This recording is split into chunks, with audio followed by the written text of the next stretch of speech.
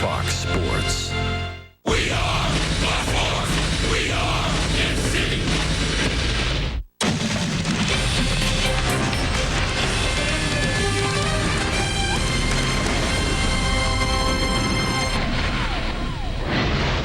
Welcome to Kauffman Stadium in Kansas City for Game 1 of this 4-game series between the Toronto Blue Jays and our Kansas City Royals.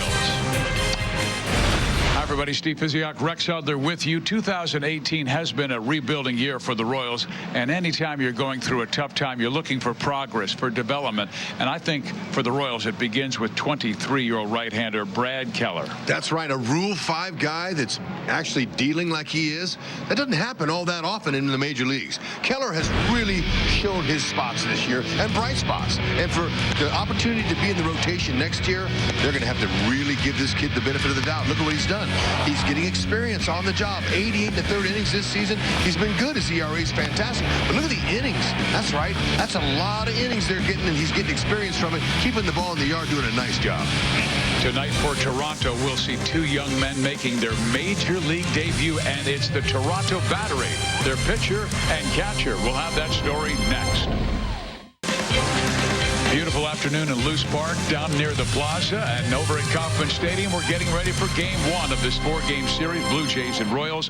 Fizz and Hud back with you, and we've got an interesting story for the Toronto Blue Jays. They will have two guys making their major league debut, Sean Reid-Foley and Danny Jensen, the pitcher and catcher tonight. Yeah, it's unusual. It has happened before, but I can tell you what. There's one battery mates here. These guys are all going to be nervous. Look, they're going to be tight. It's their first big league starts. Fizz, both of them pitcher and catcher. But something tells me when you have stuff like this kid, Reid-Foley, wow, shouldn't be a problem, really. I mean, he got great numbers. He's ready for the big leagues. He's been dominant in AAA. This young man right here will be a little nervous with the folks in the stands, though, I can guarantee you. And then Danny Jensen is his catcher, who caught him down in the minor leagues. When we come back, we'll talk offense. Joel and Monty will talk about Diaz and Duda. That's next.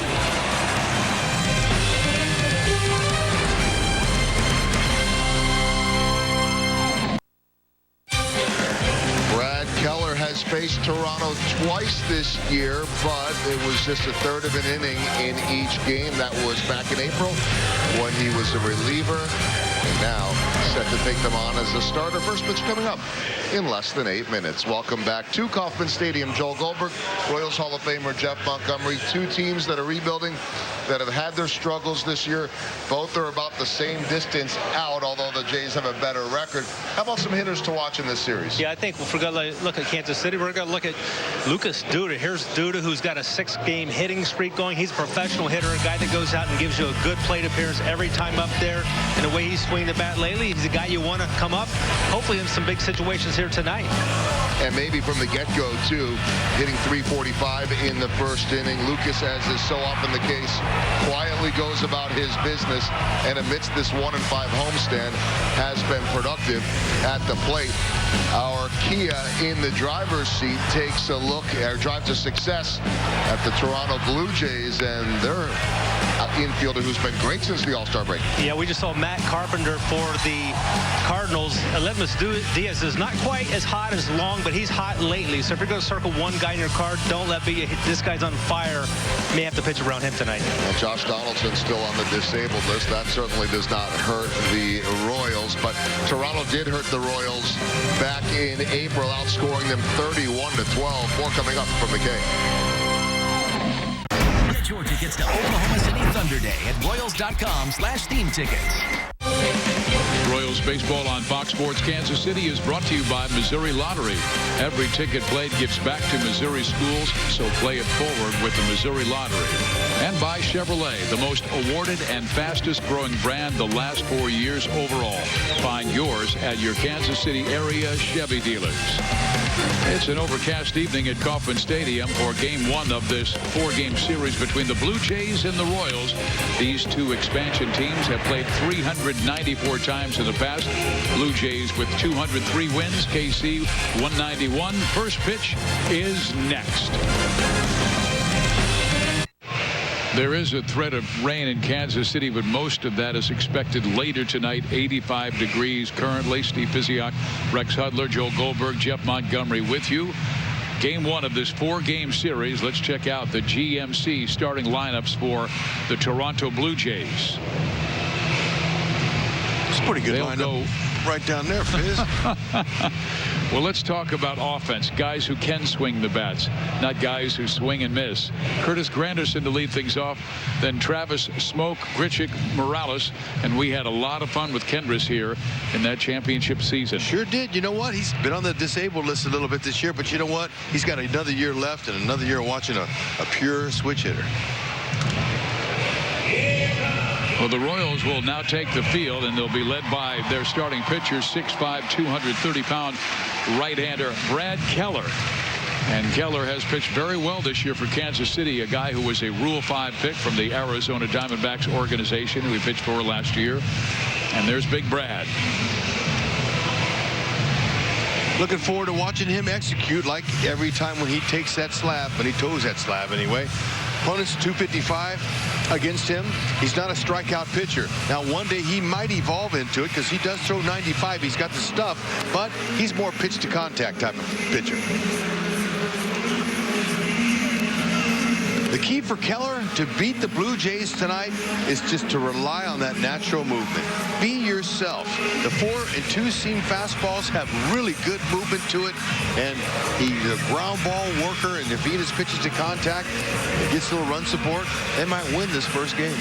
Averages 95 on the 4-seam and 93.5 on that 2-seam, and gets a lot of ground ball outs, and he has an excellent defense behind him. The Royals defense remains solid, a franchise record, no errors their last 12 games. That's right. Royal forward around the horn defense, Fizz. You bet that right. No errors. They haven't committed their 12 full games. That's set a club record. They've been good. Salvador Perez, he's a stud back there, man. Loves throwing runners out. Any would-be Blue Jay runners, they're in trouble.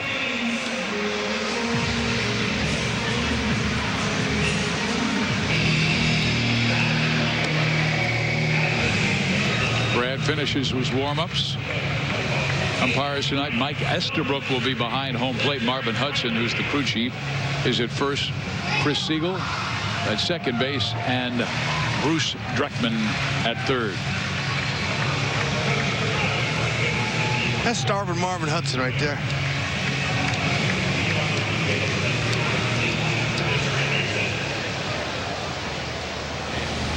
Keller facing a team that won last night. They beat Tampa Bay 1-0, but they have lost 5 of their last 7. Curtis Granderson, the veteran. Curtis now 37 years of age. And lately he's been playing like that. Just a 179 average his last 24 games with 24 strikeouts. Playable for Herrera in right. 1 out.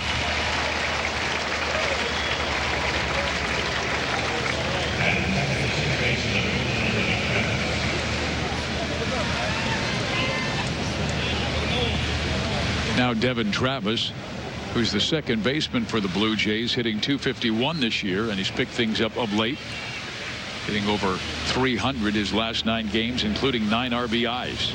Yeah, Travis is a nice hitter. He knows who he is. And this is just his 4th season in the big leagues. He's figured it out. Spray type of hitter, goes from line to line. Royals, who shift quite a bit. Yeah, they shift quite a bit. Playing him pretty much straight up. Didn't you tell me it's the maple that usually split like that? No, that's the ash. The ash, all right. Yeah. Maples, they crack in half. The head goes flying. But this right here, well, he buzzsawed him, and he can do that because he has a heavy sinker. That's in on his hands. And they say in the business, Keller got in his kitchen.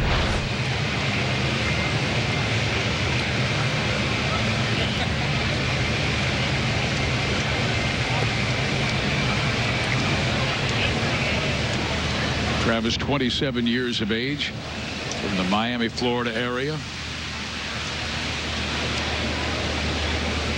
And he swings and drives it down that left field line into the corner. It goes and gone. A rare home run allowed by Brad Keller, only the 4th he has given up this year, and it's to Travis to give Toronto a 1-0 lead. I'll say rare. Keller typically just is a worm-burning machine, ground balls. But, man, that's a heater in. 94 had some cutting action or a little bit of inward movement. Travis, a real nice, full, extended swing. Keep your hands in. If you have too much top hand, that hooks foul. Now Justin Smoke, another power hitter. First pitch outside, ball one. Smoke, a switch hitter. Batting from the left side.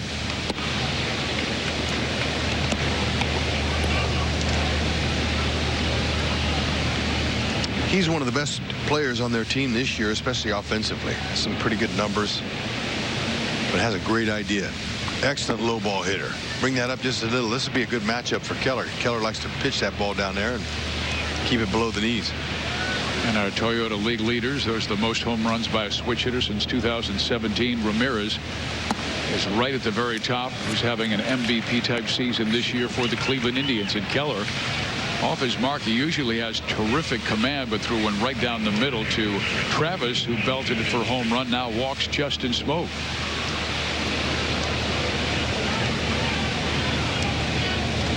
Royals had trouble with St. Louis. They were swept by the Cardinals, being outscored 23-5, and the Cardinals did a lot of their damage early.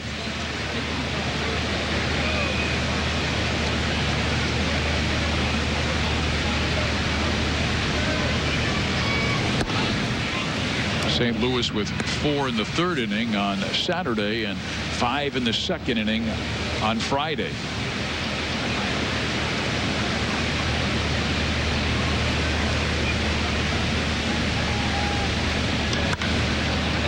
Grichuk skies it to center field. Phillips has it measured. 2 out. But usually it's Keller, a ground ball machine. We've seen 2 flyouts and a home run early in this one. Yep, baseball revolves around statistics. There's no doubt about it. But you know what? They tell the overall picture in the story, not the day-to-day. Listen to Morales. A nice round of applause by Royals fans here. Love him. Still do. Absolutely delightful guy who signed with the Royals and had back-to-back very good seasons. He was with us 2 years in Kansas City, hitting .277 with 52 home runs and 199 RBIs. Boy, what a presence. It's hard to go all the way without a full-time designated hitter, and he fits the bill. He's a veteran. You know, he has really good hands. Remember the games he played at first base for the Royals? Yeah. How good he was. He didn't err in all the 2 years he was here. I don't think he made an error over there at first base. And then he played a few in right in some National League parks. To the right side, fielded by Merrifield. And Morales grounds out, but Toronto takes the early 1-0 lead on Travis's home run. We'll see Witt, Gordo, and Perez when we come back. It's Friday night at the K, and you're holding court at the concession stand once more with that stack of $1 bills. Thanks to Buck Night, presented by Price Chopper and Heinz. Hot dogs and peanuts are only $1, and you're buying. Top off your majestic evening with the sights and sounds of summer fireworks, presented by Price Chopper and Popsicle. After all, you're the Earl of Entertainment, the Baron of Bargains, the Marquis of Munchies, the Viscount of Value, the Duke of Deals, the Lord. Get tickets at Royals.com.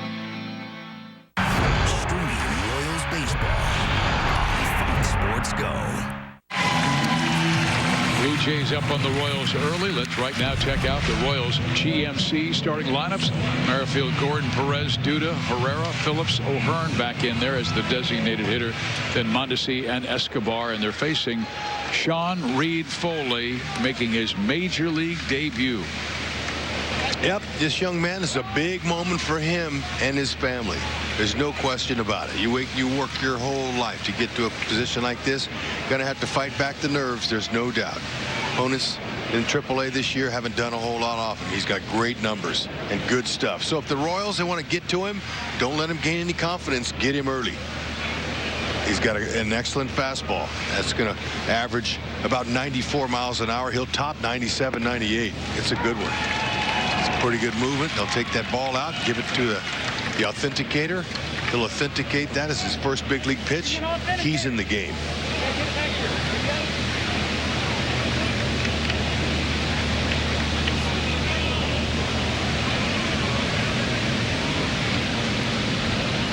With Merrifield just 2 for his last 24. The scene, his batting average dropped to 295. Takes outside, 1 ball, 1 strike.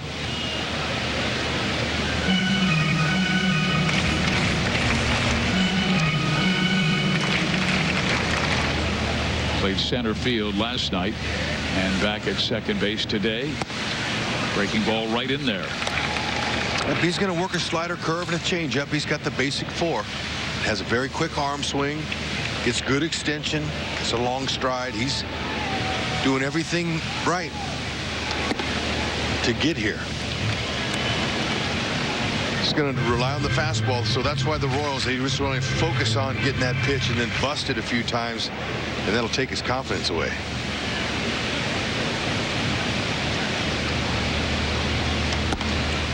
Not only does he have to have a little bit of the nerves, but so does his battery mate, Danny Jensen. Is called up from AAA today. He was Sean's catcher in AAA Buffalo. There you go. That's a base hit for Whit. Yeah, for Whitley. Good for him. He's been struggling getting hits, and he'll take it. And he saw a lot of pitches. That's the key.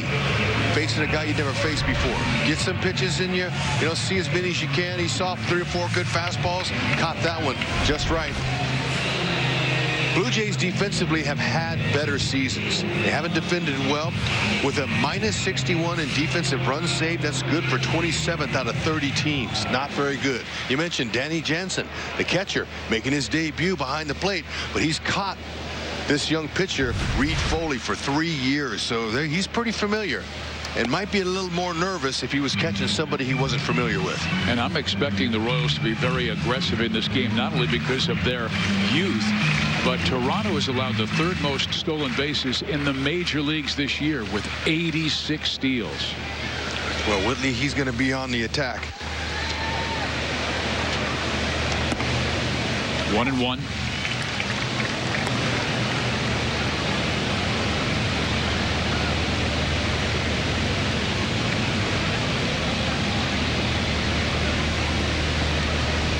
Danny Jensen, regarded as one of the best defensive catchers in the Toronto system.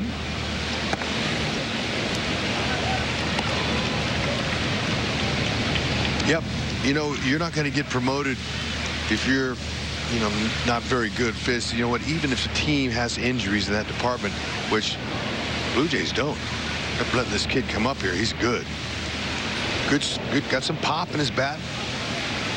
Good signal caller. He continues to get better, and he's a worker. And you know what else? He's a gym rat. Okay, whenever you hear that term, that means this guy works out. He knows that that's going to be his position. It's a very tough position for a lot of guys. Got to be durable. I wonder if Toronto's 3rd baseman tonight, Russell Martin, was part of that scouting report team to work with Danny Jensen, longtime veteran catcher. Russell playing 3rd tonight. I'm sure he's been a lot of help for him the last few years in spring training. Just low. They might send Merrifield now. Well, Alex Gordon has 11 years in the big leagues. This kid has 1 batter in. Alex got that pitch. Now he's got to be ready. He's sitting all over it, Alex. Witt goes. Pitch is swung on, foul back. Hey, that's off the plate. I like that, though. He's able to swing at it and keep it alive. A well-placed ball. He can score Merrifield. Doesn't have to be right down the middle. Gordon has been looking comfortable in this month of August, reaching in 13 straight.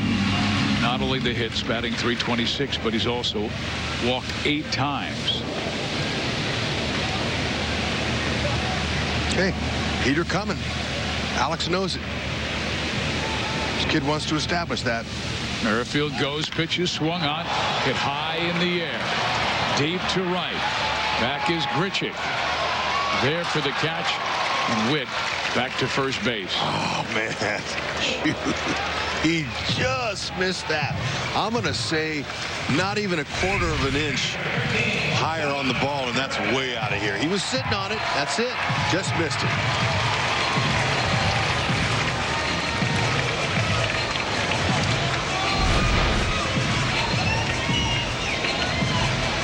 Now Salvador Perez, who had 2 hits yesterday, batting average at .232.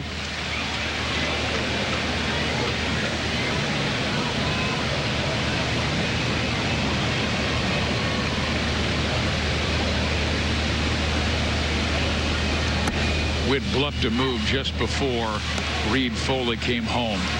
Kubota power stats. Home runs by catchers since 2012. McCann's #1, but Perez is #2. And Russell Martin of the Blue Jays is playing third base tonight. He's #3. Russell, just such a good athlete. He can play anywhere.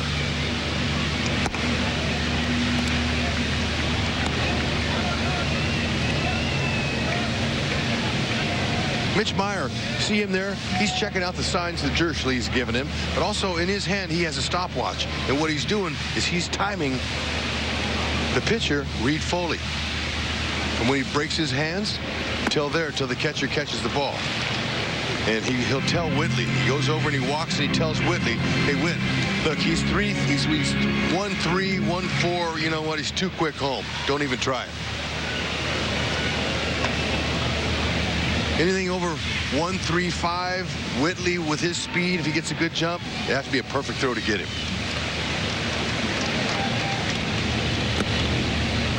Well, they went back-to-back sliders. Salvi took a rip at one, and this time doesn't bite.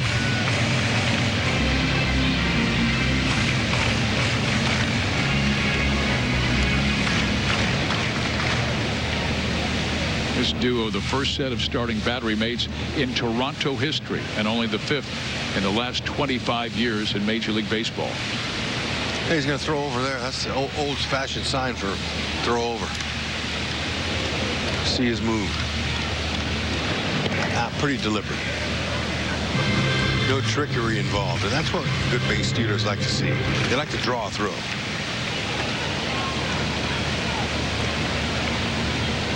Mitch Meyer and Rusty Kuntz had the guys out there early working on their leads, their breaks, their secondary leads. Right.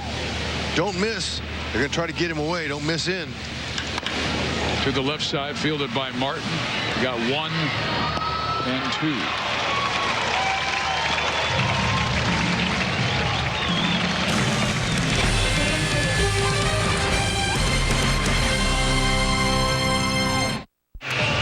Tonight, American military personnel serving overseas are watching this game on AFN, the American Forces Network. Welcome to those in countries around the world aboard naval ships at sea, and thank you for your service. Perez just gave Russell Martin a little tap on the side like, thanks for starting a double play on me. And Russell smiled back at him. Keller's first pitch right down Broadway. Strike 1.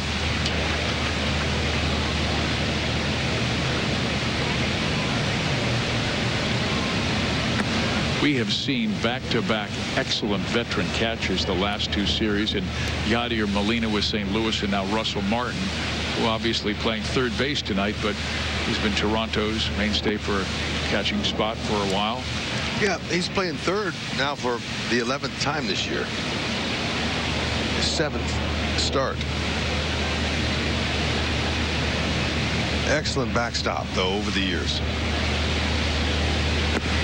And they've needed a third baseman because Josh Donaldson has been injured much of the year, and so too has their shortstop Troy Tulowitzki. And when you lose the entire left side of your infield, you're hurt.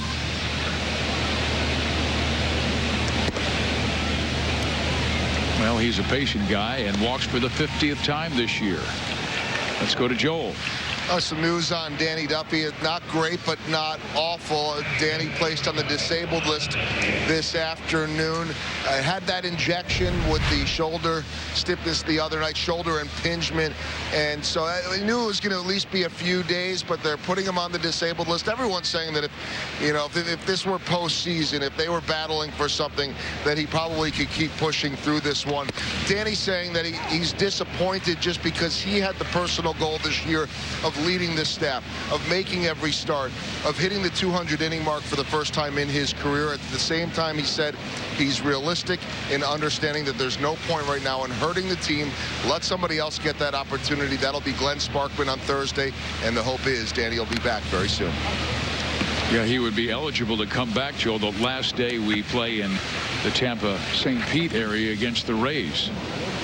That is August 23rd, but there's Glenn Sparkman, who was recalled today. You're allowed to go down and come back if there's an injury, and of course it was to Danny Duffy, but he pitched very well Friday against the Cardinals.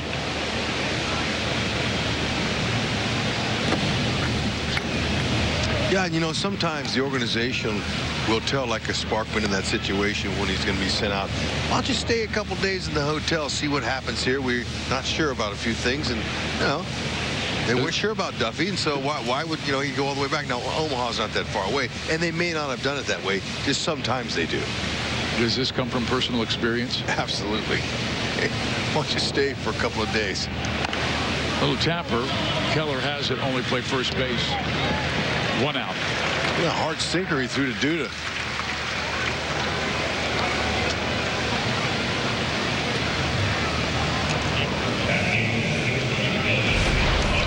Yeah, Keller with no problem picked it up, got it, saw it, and he sidearmed it. There was a little bit of sinkage to it, and Duda two-handing it. And Keller screamed, "Oh, my bad." Hey, sorry about that, bud. I got a little excited. Duda had a smile on his face. And you know what? With the defense in 12 straight airless games. You're right. Yeah. You know, they kind of squeezed that one a little bit. Not only a franchise record in games played with 12, but now 112 innings. That's a lot. That's a lot of baseball, Fizz. And what's so amazing about that is the way Ned's moved several defenders to different positions.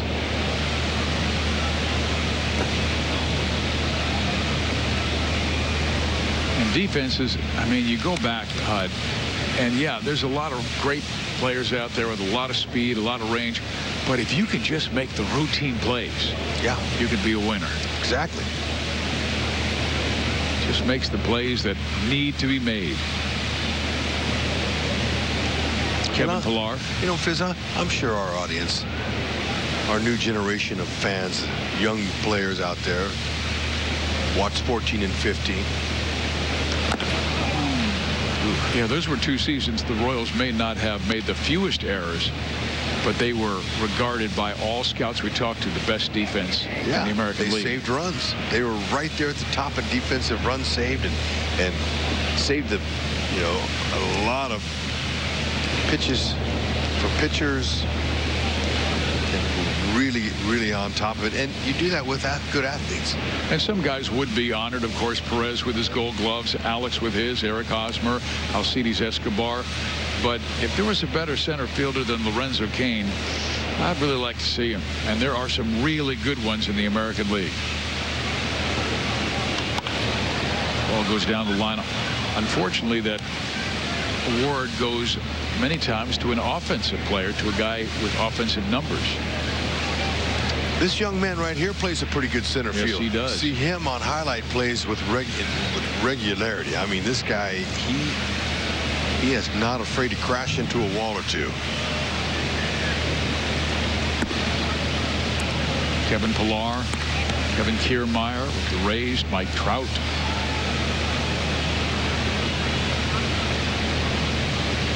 You know, Jackie Bradley Jr., you got to mention him. He might win a gold. You know, Lorenzo Locane in the National League, he has plus 18 runs saved. Having a solid year in Milwaukee with a much smaller ballpark there. He's loving that. Nothing falls.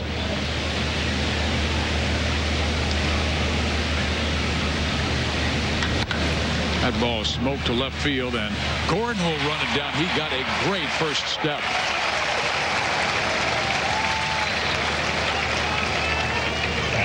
Ooh, man, that's a big out for Keller. Runner in scoring position, sitting that ball looked like it had extra bases written all over, but a straight line. I mean, straight as a string. You mentioned it. Great first step. That's always the determining factor on a line shot over an outfielder's head like that. Now Danny Jensen with his first major league plate appearance. Got to swing. Got to be hacking first pitch. Well, didn't want it. Hit .275 down in the minor leagues this year. 12 home runs, but was leading his team in RBIs with 58. Born in Chicago, but raised in Appleton, Wisconsin. Got a brother that lives here in Kansas City, here in the stands watching his debut. And one of the things that they told me about this young man, Danny Jensen, is he has very good plate discipline. He's not up there just flailing and bailing and hacking. 2-0 now. He'll be looking for something he can hit. Strike in there, 2-1. No batting gloves. Little thumb guard on that right thumb. That's to cut the friction down if he gets jammed or hits it off the end of the bat. And he gets his first major league hit. And here comes Russell Martin. The throw to the plate is in time. I'm a little surprised Luis Rivera sent him on Alex, as Luis Rivera has been a third base coach in the league for a lot of years. But anyway, Jensen will take his first knock. Terrific throw by Alex Gordon. Yeah, I was a little bit surprised. But that's Alex's ninth in a beauty. Ninth outfield assist.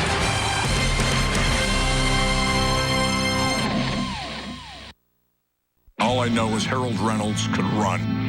Somebody hit a ball down the left field line. Harold was already gone. And I grab it and turn and throw. But he never even took a step. 330 feet away, and he launches it to Bob Boone. He catches it, swipes, and tags him out. Right on the money. It's a freak of nature. That's why it's called the big leagues.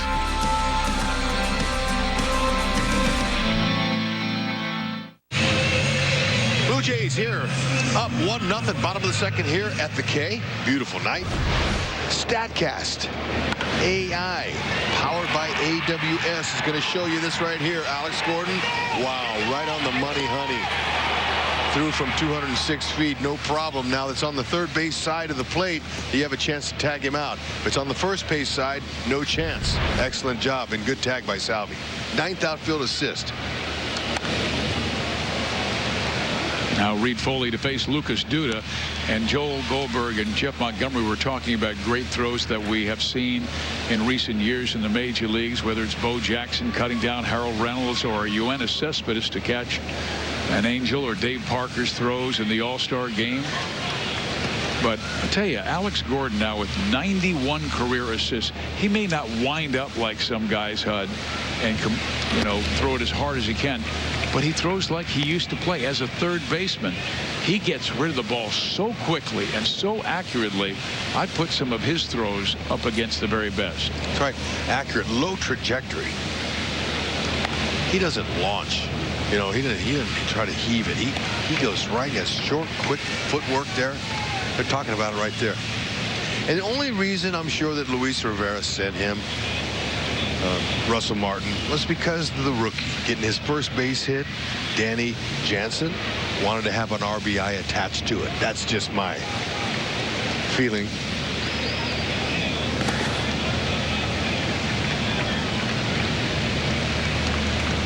One ball and 2 strikes. I think my favorite is a ball down the line that the hitter thinks is a double. Alex goes and gets it before it hits the wall, then does that spin and throws absolutely on the money accurately to second base and cuts the guy down by about 5 feet. Duda to center.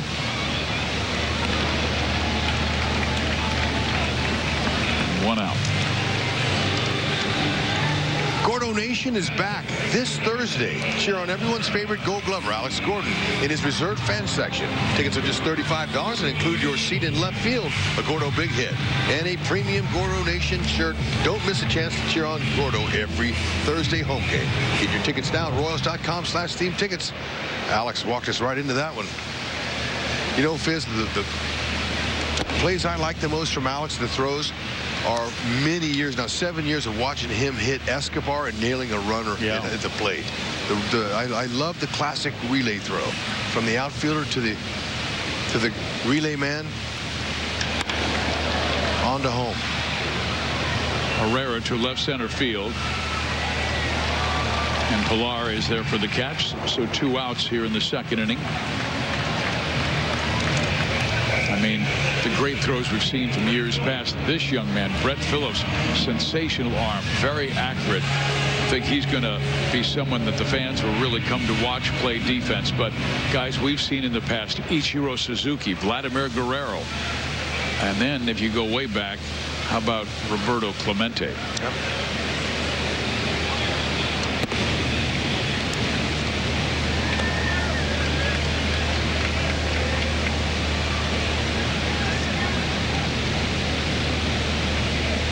Phillips now at 237. Had a home run at Yankee Stadium.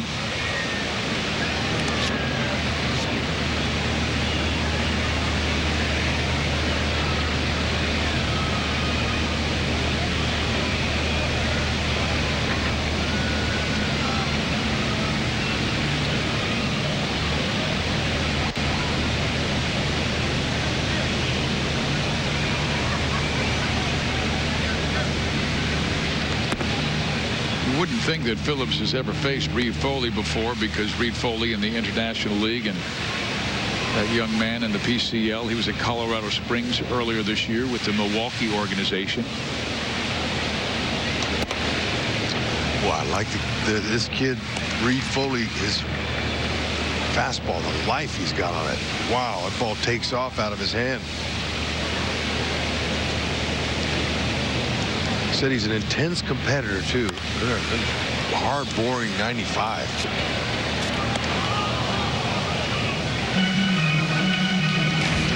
These are his minor league career numbers. 105 games, all but 3 of them starts. A 3.83 ERA. Doesn't look nervous one bit. Looks like he's been here for a long time. That's a good sign for him and the Blue Jays. There is ball 4, so his first walk. Phillips with a good plate appearance.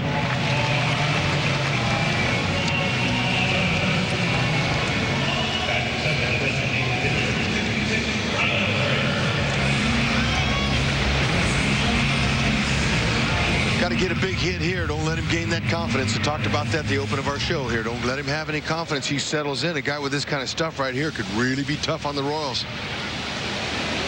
If he gets in, there you go. To the opposite field, and that ball's carrying, and it is out of here. Home run, Ryan O'Hearn. His first at the K. That's what we're talking about. That's right. Keep that line moving. What an excellent swing. And when you have a young man that has a power fastball that's fading away from the left-hander like O'Hearn there, all you got to do is put an easy swing. Watch how easy this is. Oh, man, that was nice. Two-hand follow-through. He knew on contact that ball was out of here. He caught it just perfectly. Oh, you can't hit a better ball on a golf tee. Heads up out there. Our camera guy. Don't get hit. That's what we're talking about. You bust that fastball once or twice, they don't have to start going to a secondary pitches like that.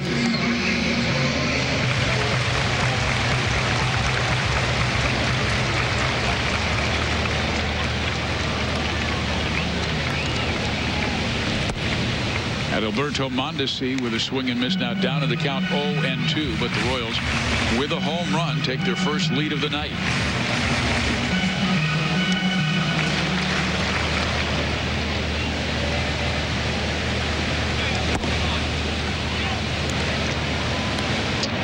patient. 2-out rally. Phillips milking a walk.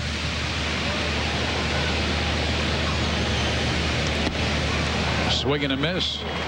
He does get his first strikeout of his major league career, but also gives up his first home run. It's another rookie, Ryan O'Hearn, going opposite field. Brad Keller has himself his first lead at 2-1 thanks to Ryan O'Hearn's home run. And fans, our second annual healthcare services night is back at the K tomorrow night. Purchase your theme ticket to receive an exclusive Cherokee brand Royals scrub top and watch the Royals take on the Jays at 7:15. Get your theme ticket today at royals.com/theme tickets. Granderson up for the second time. Flight out to right. 1 ball, 1 strike.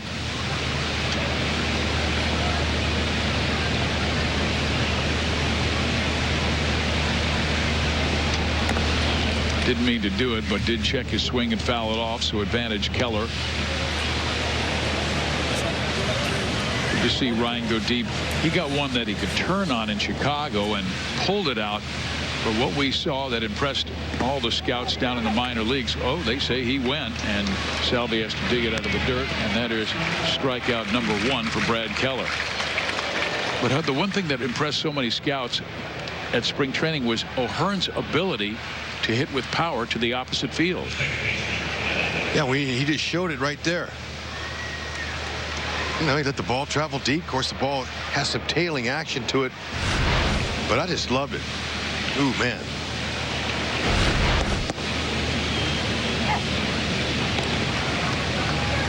In order to hit that ball to the opposite field, because you got to let the ball travel, like I said, but your head has to stay down through the ball, and you can see it.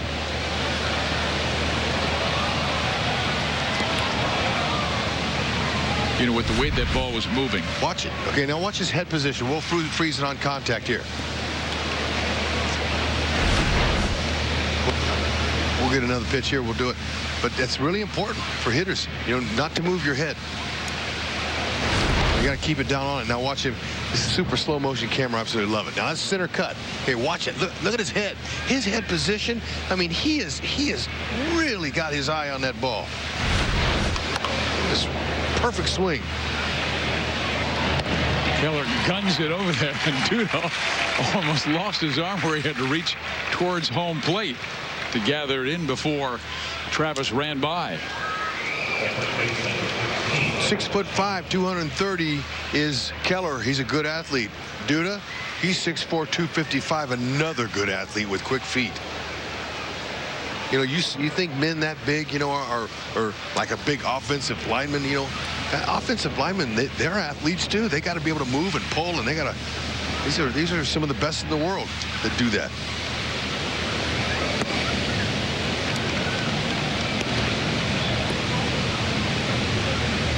People like to bag offensive linemen. They run as fast as some receivers, and defensive line too. I mean, maybe not a receiver, but they're not slow.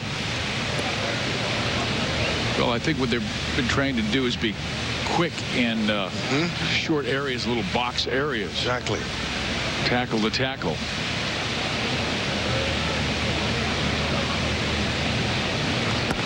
And Keller has told the story that he was kind of a chunky kid growing up, a late bloomer, wasn't really much of a prospect as a junior in high school. Then as a senior, well, that's when the scouts started watching. He was a young senior in high school, graduated at the age of 17, and he agreed to go to the one school that recruited him, Presbyterian University. Off of Keller, but right to Escobar, who records the out, and a good inning for Brad Keller. Yeah, looked like it hit him on the wallet. Perfect place to get hit, especially a big leaguer nowadays. Royals, Blue Jays, tomorrow at 6:30 on Fox Sports Kansas City. For years, Buck O'Neil, one of baseball's and Kansas City's finest ambassadors, scouted for the Royals behind home plate. The Royals at Fox Sports Kansas City have partnered to honor him by celebrating others who reflect his same spirit and commitment to the community. Since the Glass family dedicated the Buck O'Neil legacy seat, more than 700 people have been honored to share the same view of the field as Buck. Visit Royals.com to nominate someone worthy of the same honor and watch Fox Sports Kansas City to learn about these community leaders. John McGraw is president of KC Jazz Alive, the presenter of the annual Charlie Parker celebration, which begins this week and runs for 10 days. Besides tributes to Parker, the event that John and his colleague make possible promotes the music of local Kansas City jazz artists who will perform throughout the week and a half, also including local star Lonnie McFadden and Grammy Award winner Kevin Pennicott. In its 5th year, the celebration has expanded its education events to tell the story of jazz in Kansas City. Charlie Parker. Bird lives. Way to go, John. Keep the music coming. Here is Escobar. 8 hits his last 7 games, but pops it up in the infield. And 1 out.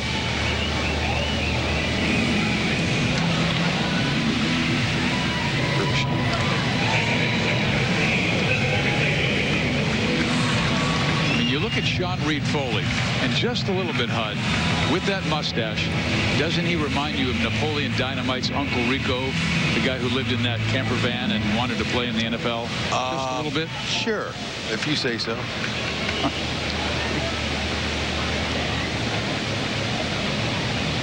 How about 2-hit Whit?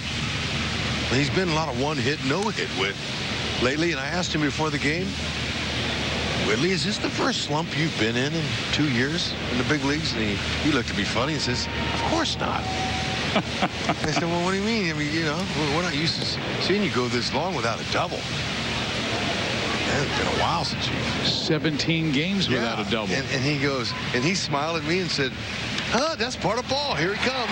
Well, you just called him 2-hit Whit, and that's number 2. Here he comes. Now watch him. You get those lousy singles and those extra bases start coming. But he laughed that off as quick as I brought it up. He said, come on, Hud, you know that's baseball. There she is. Science Sam, she understands. She knows it. That's 93 up. Gets hit up here in the big leagues.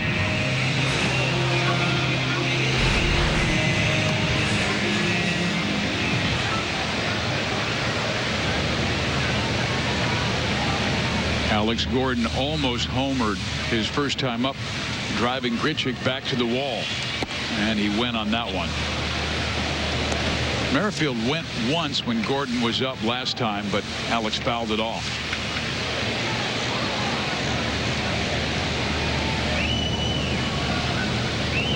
Reid-Foley only threw over 1 time.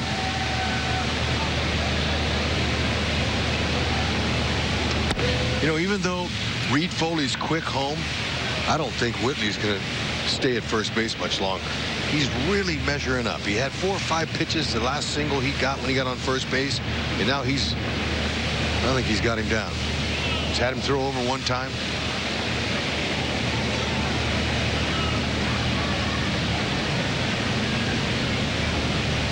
Does not go, and the pitch is swung on and missed 1 and 2.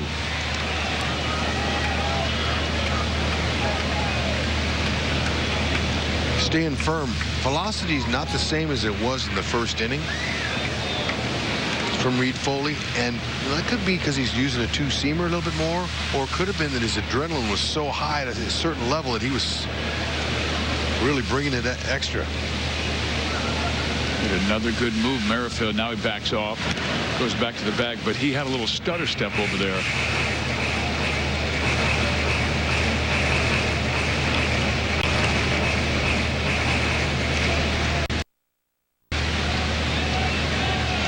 And, you know, Whitley does steal the base with Russell Martin, the third baseman, over at the shortstop position. He could head right in on the third base. Alex swings and misses and strikes out. Now they'll pull back over with the right-handed pull hitter Salvia.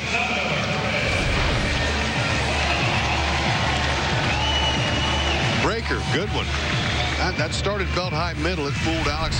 Hard to pick up the rotation.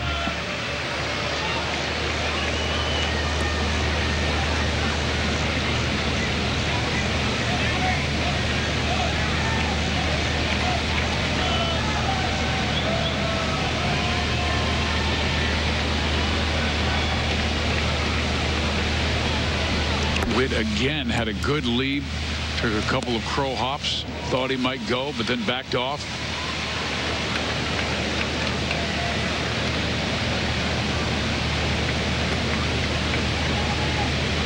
Royals have been running a lot since the All-Star break.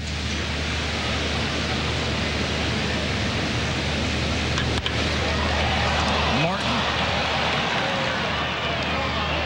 Wow. Good pick by Justin Smoke. It's a fine defensive play. The Royals shut down in the third, but they still take a 2-1 lead to the fourth.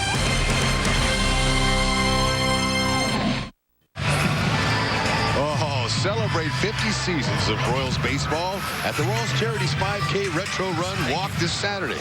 Run on the field at the K, plus get a retro t-shirt and a free ticket to a game. Sign up at royals.com/run, presented by Fox Sports Kansas City and Price Chopper. Brad Keller versus Randall Grichuk. A little blooper towards right, and that's going to drop for a hit.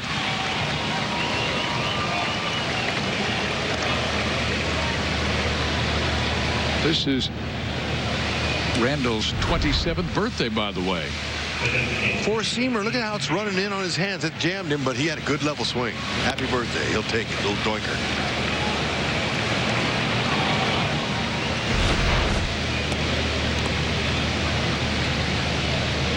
Kendrys Morales grounded out his first time up.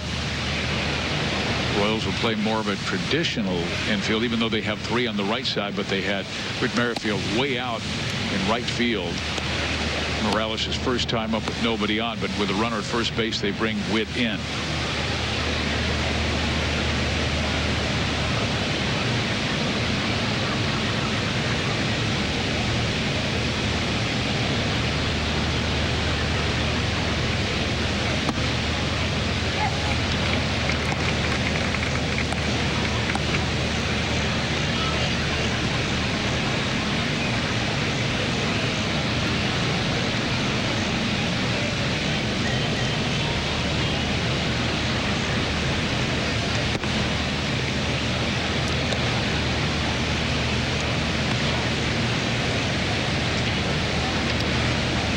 Cal Eldred was telling me before the game about Keller.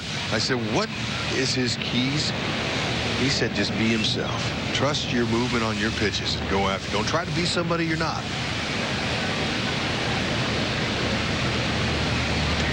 The kind of movement he gets down and away from a lefty with his two-seamer. Four-seamer has some cutting action in and left and east and west, both ways. Natural.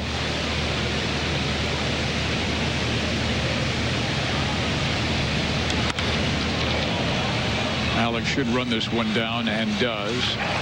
Back to first base, Grichuk.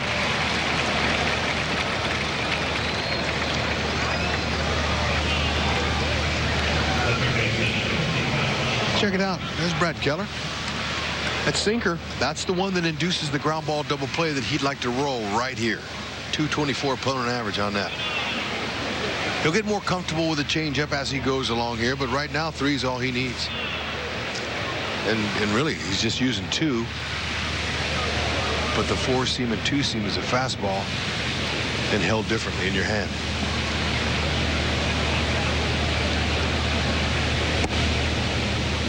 But he had a couple of bad games against the Red Sox and the White Sox. It almost seemed like he was trying to be too fine, and then it seemed like Brad got back on the attack, whether that came from Cal or Salvi Perez, I'm not sure. Yeah, well, I'm sure you know Cal, that's his job, being the pitching coach.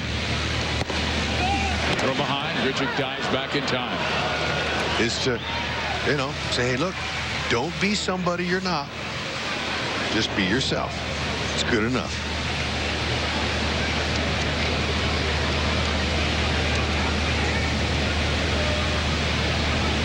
Grichuk's just 3 out of 4 in steals this year.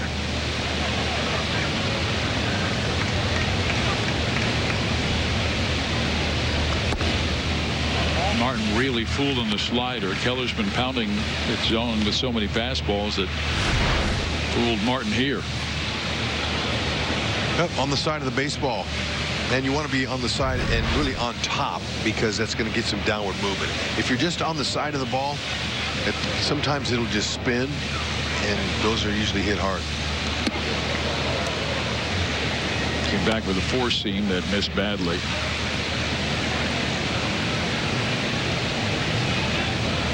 Martin has been hot, 11 for his last 27, with 3 home runs covering his last 9 games.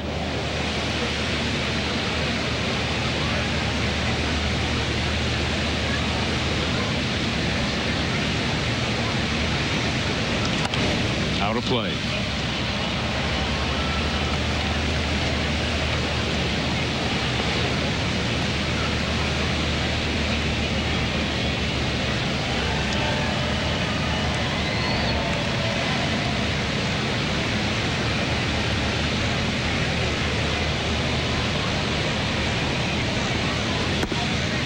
Now they might send Grichuk.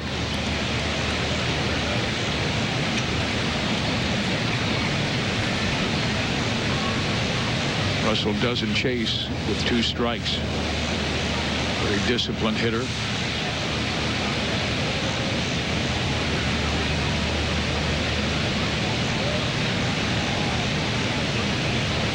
Grichuk goes. The pitch is swung on, hit down the line. It is hooking and going foul. Yeah, John Gibbons knows that Keller's a ground ball pitcher, so he's going to send him with just 1 out here with 3-2 count. Doesn't want Martin to hit into a double play. Gibbons, smart manager. Been around a long time, fun guy too. Great to visit with. And Pat Tabler, who was on Joel's pregame show today, just said self-deprecating sense of humor. He hasn't let the losses get to him.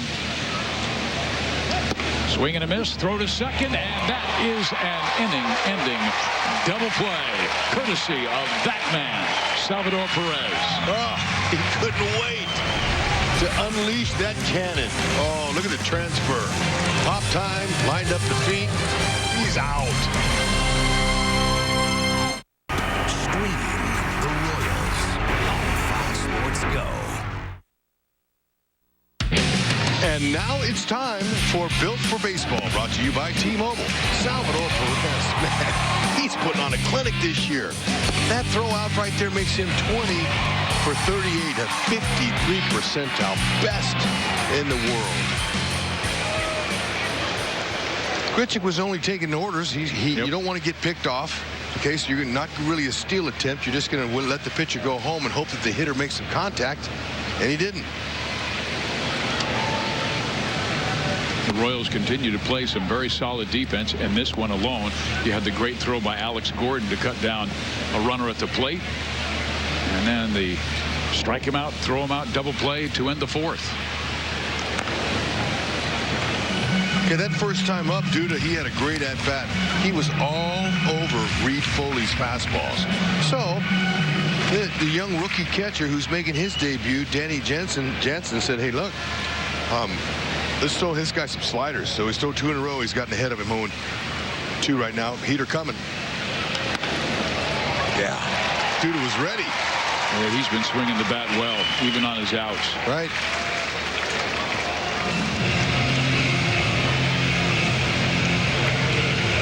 Low lottery replay shows you if you don't put it in the right spot, it'll get hit.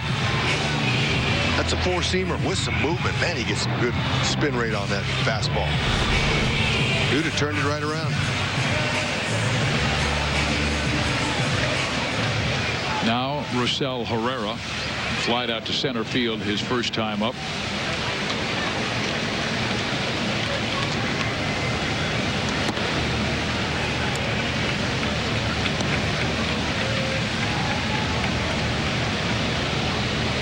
I was talking with Rosell before the ball game because he is listed at 6'2", but I'm 6'3", and I was looking up to him and I go, did they get your calculations incorrect? And he goes, yeah, I'm 6'4".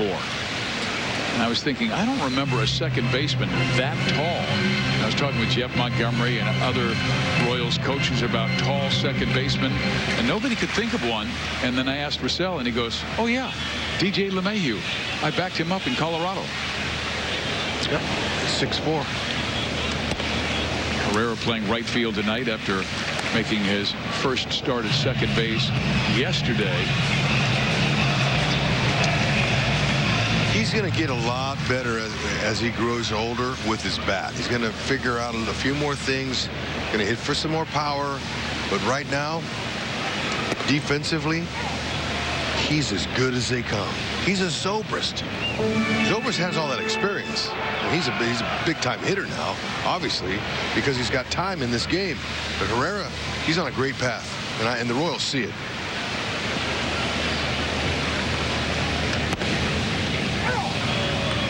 He came up as an infielder, but he was always behind LeMahieu, Tulowitzki, Arenado, Colorado. Yep, a lot has to do with what team you're with and who you're coming up behind. If you're coming up behind a team that's a championship product, you're going to have to wait your turn. Ball 4.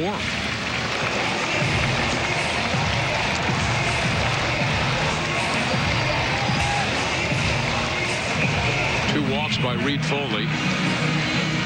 Now getting together with Danny Jensen.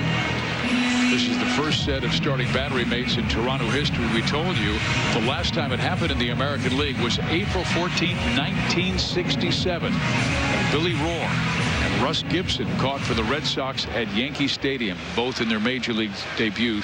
And Billy Rohr that night almost threw a no-hitter. Elston Howard broke it up in the 9th. Wow. Great debut that was. Red Sox at Yankee Stadium. Okay, don't let this young man have any confidence. You bust him here, he's gonna. Ooh, I felt that coming. 93 just pulled his head off a little bit, did Phillips. Put some more self-doubt in him, playing him straight up.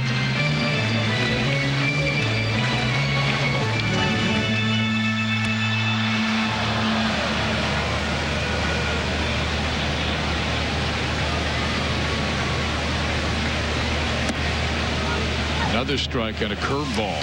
It's pretty good.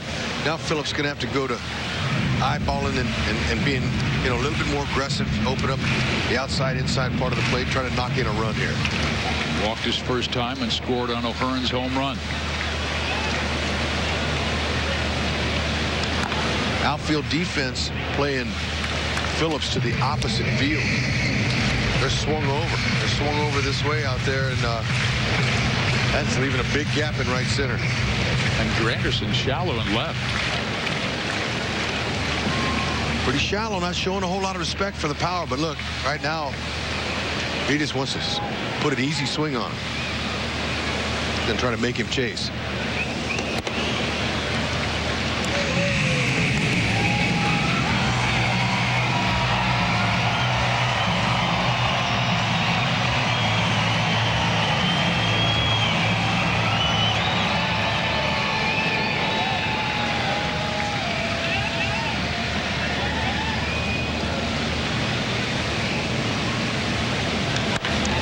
A base hit to right field.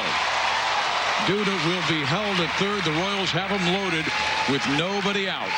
Ah, that is perfect base running by Lucas Duda, and nice hitting there by Phillips.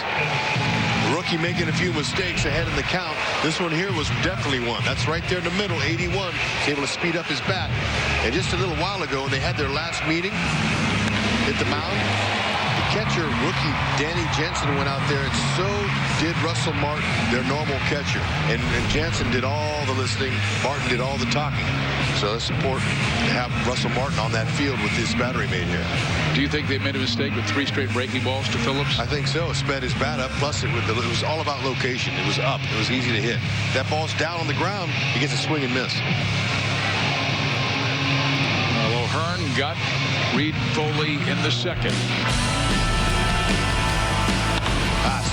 Beautiful swing. That ball traveled deep towards the catcher's glove, and he just barely even took a nice, easy swing. Didn't try to muscle up or nothing. And now he's got another situation here with him loaded. I don't know if he'll get another fastball or not.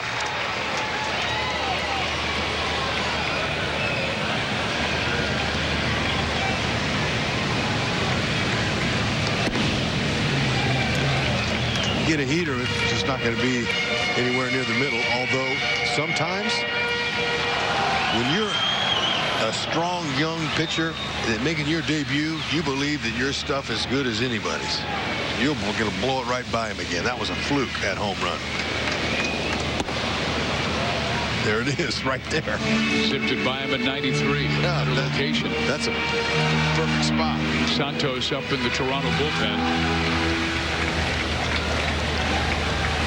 Reid-Foley has thrown 63 pitches. Not yet 4 innings.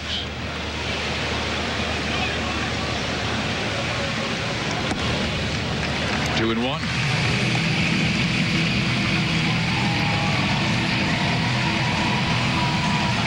If I'm Homerun, I've got to be thinking nothing but fastball here. He does not want to go 3-1 with the bases loaded and nobody out.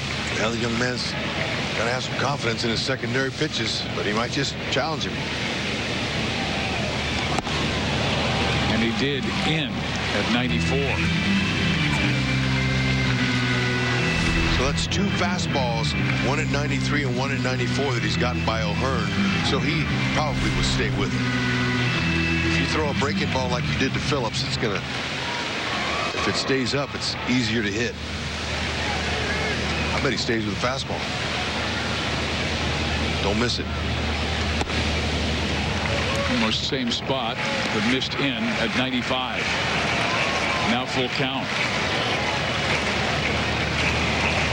Yeah, inhale, exhale. Let the muscles relax a little bit here. That's a good idea when you step out of that batter's box. Do some deep breathing. This young man making his debut does not look nervous, but you can't dent his confidence right here. Foul. 3 straight fastballs.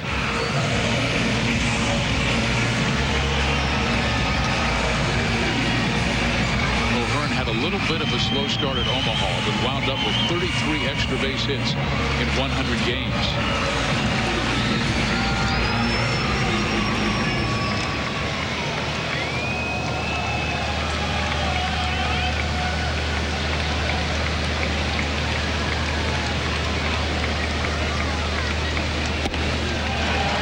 And the Royals make it 3-1.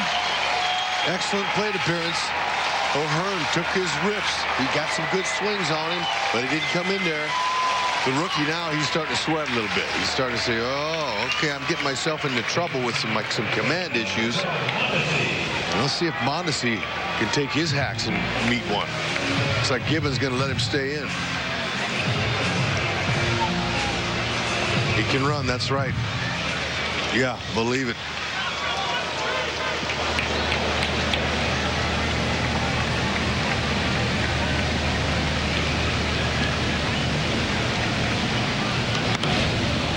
How to play. Good swing. Be ready.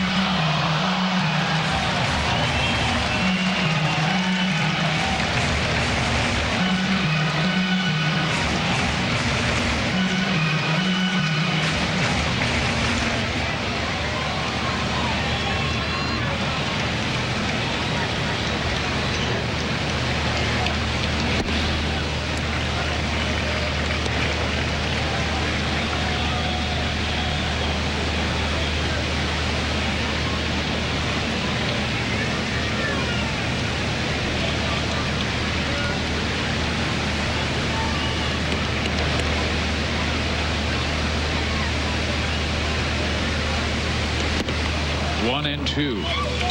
Working him up with that fastball. Going to be hard to hit that one. That's the one that takes off. That four-seamer has some life to it. You see how he's holding that ball with the seams, and look at how it runs. It almost appears to rise. Tough to hit that. You can foul it off at best, maybe. O'Hearns was down lower.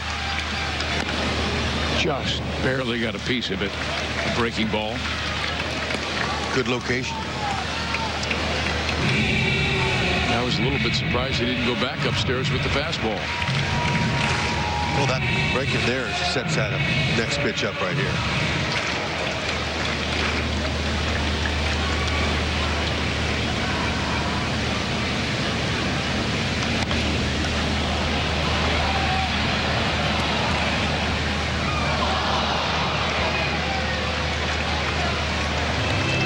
Mondesi's done a better job, Hud, recently, I think, of really fouling off some tough pitches. Yeah, you know what? This situation here with runners on, you want to knock them in the worst way, so you expand your zone a little bit. And then you hit the borderline pitches and foul them into the seats and wait for the mistake. That's the whole idea of fouling off pitches, especially in this situation. Drive them in. 2-2.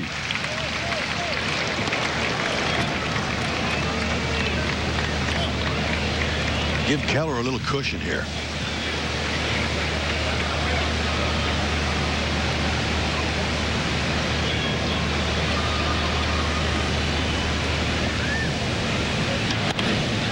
In the air, but on the infield. Batter's already out because of the infield fly rule.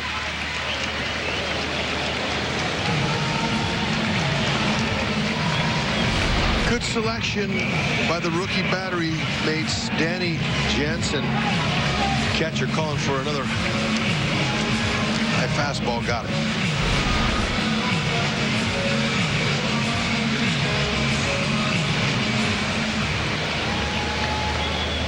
Escobar wants to at least get that guy home from third base who has good speed, and Rosell Herrera.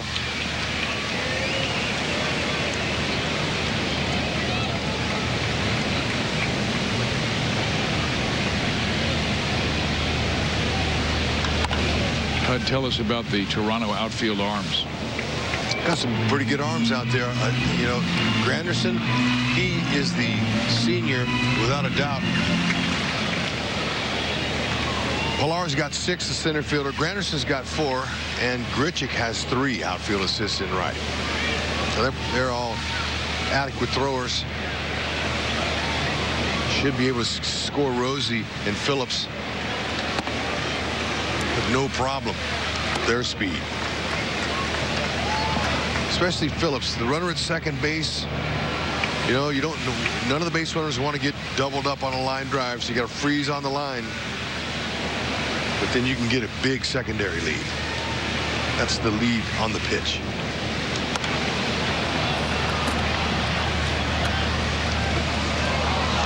Well, the kid has made some tough pitches to Mondesi and now to Escobar. A lot of pitches this inning, though. 31, 19 have made the zone, 12 have missed. He has walked 2 in the inning and 1 with the bases loaded that drove in Duda.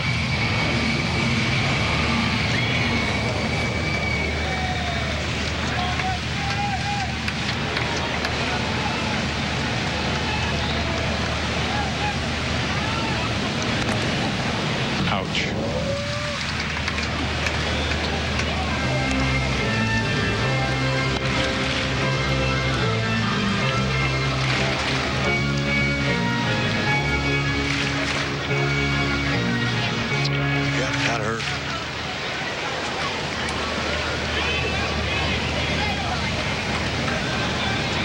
Mixing him up on Esky. Luis Santos in the bullpen. He's ready in case Esky gets a big hit.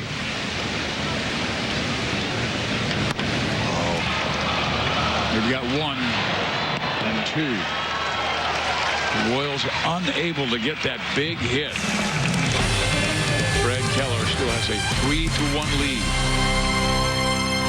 If there's one thing Salvador Perez knows, it's what it takes to be at the top of your game. That's why he helps us keep an eye on quality throughout our stores. Like ensuring our butchers trim our meat selections to a perfect 1/8 inch. Hey, Reese. Good job. Thank you. Perfect, Reese. Beautiful. Price Chopper and Salvi, protecting your plate. Brett chasing 400, Esky's leadoff inside the Parker, Gordo's 9th inning blast. But my favorite Royals moment, my son's first Royals game. I can remember bouncing him on my hip in between innings. And I'm thinking to myself, cute baby in a Royals t-shirt, that's gotta be on Crown Vision. And I looked up just in time to see us there. He's way too big to bounce now. So I guess that moment, that's gonna have to last forever.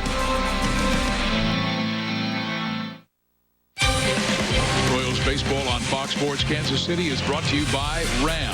Come in now to the Ram Summer Clearance Event and get a great deal today. Royals lead 3-1. Ryan Homerun with his first Kauffman Stadium home run. They added one more in the fourth, trying to knock out Sean Reid-Foley. Your thoughts on this kid making his major league debut? Well, certainly obvious on why the Blue Jays are so high on him. When you see the ball come out of his hand, it has that explosive life, especially when it gets close to the plate. It just has that movement. It's one of those pitches that a lot of guys have velocity, but when you have velocity coupled with the late life, you got something. Whit Merrifield has figured him out this far, 2 for 2. This little slider for a strike and a 1-1 count. I like the fact that he doesn't take a lot of time. It tells me he's confident in his stuff and his ability. Goes right at hitters. And, you know, he's got a great mound presence, too, about him. He doesn't look nervous, rattled. He's, you know, you can see it lots of times. You can see it on their body or in their face in a body language game. Yeah, he looks like he belongs, no doubt about that. That's 3 hits for Whit Merrifield tonight. Must have been your conversation, Hud. No, I'm not taking any credit for this young man here. His skills are great, but it was interesting, his responses. He laughed at me and said, hey, I'm not in a slump. Come on. We all have slumps. No big deal. And there he is. He's keeping his hands inside the ball, spraying. He's got 2 to left field and 1 to right. He does play better with a chip on his shoulder, though. Sure does. 10th game with 3 or more hits this year.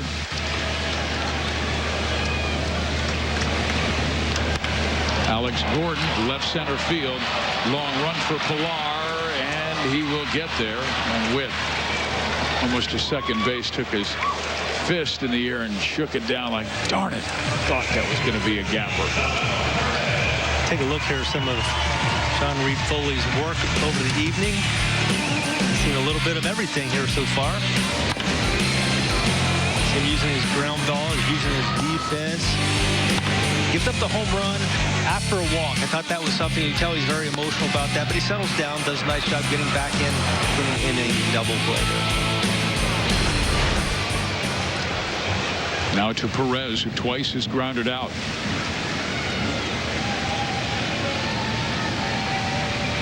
Last time up, hit the ball on the screws, but Russell Martin made a great play to his left, diving and scrambling to his feet and throwing out Salvi. He wants to get a hold of one of those fastballs. Get underneath it.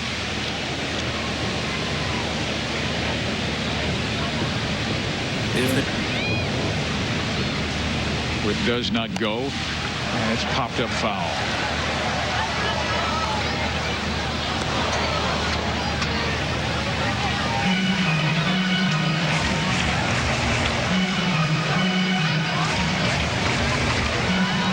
Merrifield's getting a good lead, like 12 feet. I like it when the Royals are in situations where they can afford to run. Situations like this, got a 2-run lead. Try to push the envelope just a little bit.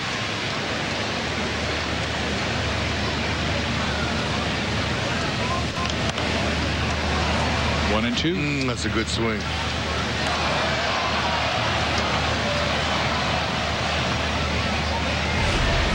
That's right center field written all over it.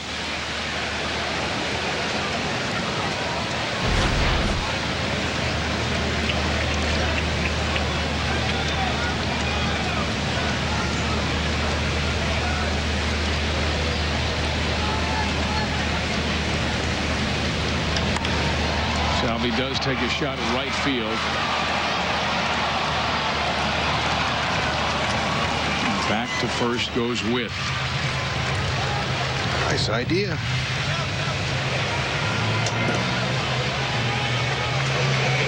Pretty good ballpark to make your debut in. Maybe give you a little good point. False sense of security when you go pitch in Toronto in that dome.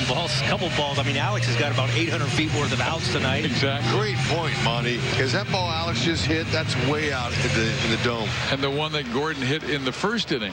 Yep. That was right at the wall.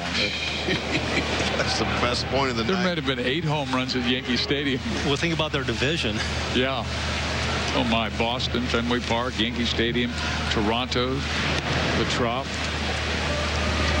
Baltimore, Camden Yards. Oh my goodness. He'll learn pretty soon. Indeed. You make a mistake in those parks, it's way out.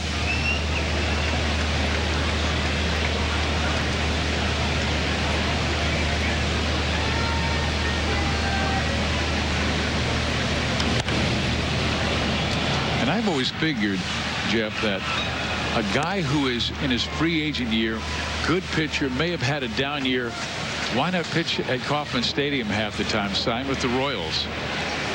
You can definitely protect your stats a hair there.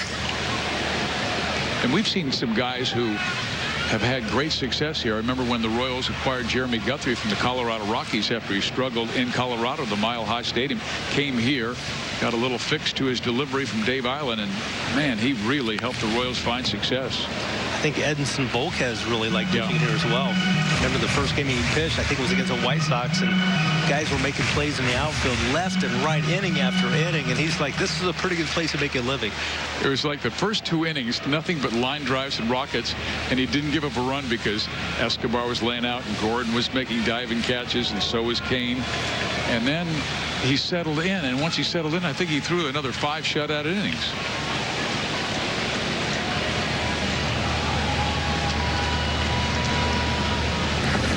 Ball gets away, and Witt will take second base. Wild pitch. A nice try by the young Danny Jensen, making his debut behind the plate, trying to get in front of it, move his feet over there. It's impossible to keep every one of them in front of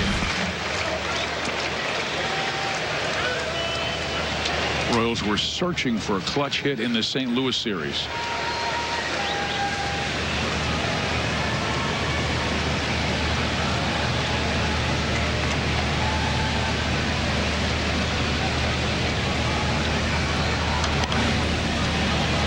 Stays 1-2.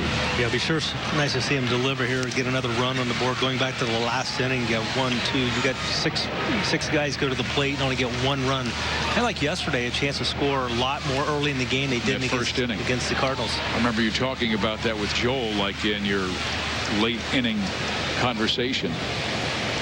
You said that first inning may have really cost Kansas City because they had the bases loaded. Bonifacio hit into that 5-4-3 first inning double play.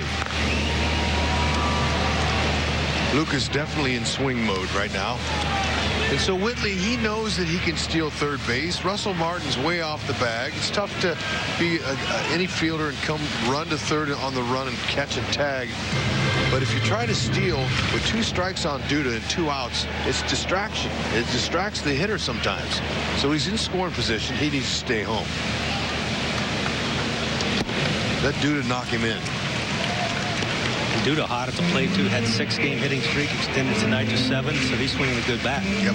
I remember being on second base, and an RBI hitter would be hitting, and I'd be dancing around out there thinking about, distracting the pitcher, and I was distracting my own hitter. He'd tell me that when I got back to the dugout. Hey, settle down. Be quiet out there. Another good pitch to hit. Oh, back. He's got some good riffs going.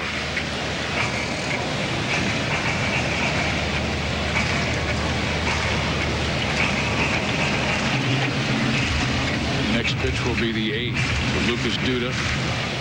This likely will be the final inning for Reid-Foley, who's nearing 100. Yep, give him a parting gift right here. Every inning has been taxing for Reid-Foley in his major league debut.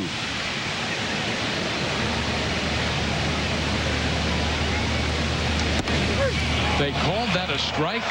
Oh my. Well, Lucas Duda out looking, and we head to the 6th inning of play. Jeff Montgomery, Royals Hall of Famer, thanks for joining us. Anytime, guys. Royals, Blue Jays, tomorrow at 6:30 on Fox Sports Kansas City. Royals lead the Blue Jays 3-1 as we head to the 6th inning of play, and Brad Keller stays in the game. Wood Merrifield, sharp night, 3 for 3. Granderson up. Time now for tonight's Sprint Trivia question. Curtis Granderson is one of 2 active players with 300-plus home runs, 300-plus doubles, and 150-plus stolen bases. Name the other player. Conversation, Robinson Cano. Conversation. Good name. Write him down. We'll come back to him. Yep.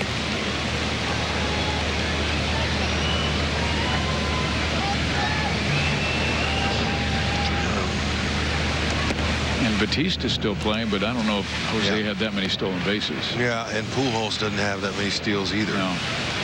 Although, over his career. As for his career, you think Albert Pujols is on that list?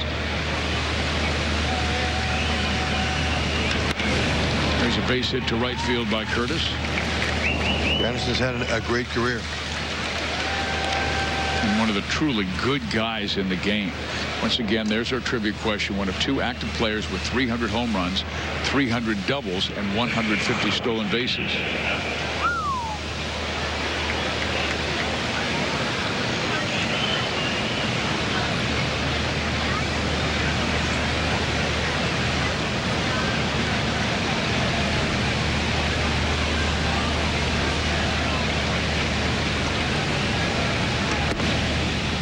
Strike in there.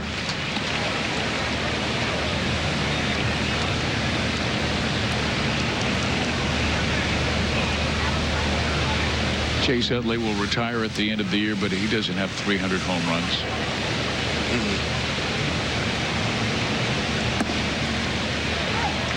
Adam Jones is kind of an interesting name. Yeah, Matt Kemp doesn't have enough time. I don't know.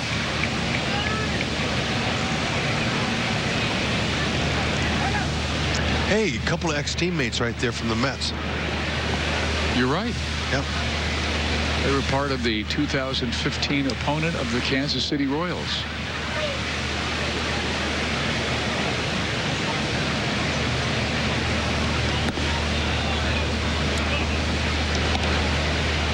Now the Blue Jays, and they were the team that the Royals eliminated in the ALCS after Toronto won 93 games that year. Their first Eastern title since winning the World Series in 1993. And both teams now rebuilding. You may have heard Pat Tabler on Joel and Monty's pregame show.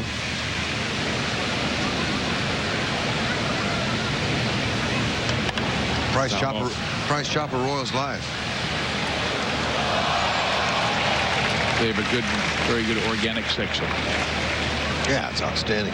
But Tabler was talking about, you know, both Royals and Blue Jays in the thick of things, and you know, now they're kind of moving on.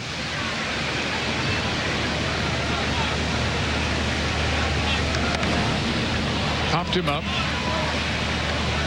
It's Salvi, and he makes the catch. And 1 down. The Royals and Price Chopper are excited to feature the Grand Slam 4-pack, perfect for your family. This ticket package includes 4 seats in the View Reserve section plus 4 Royals caps, all for just $44. Head to your local Price Chopper to purchase this exclusive deal, good for most Sunday through Thursday home games. It is a great deal, and head over to Price Chopper to do your shopping. 1 down in the 6th. Justin Smoke, the batter, a power hitter with 18 home runs and 59 driven in.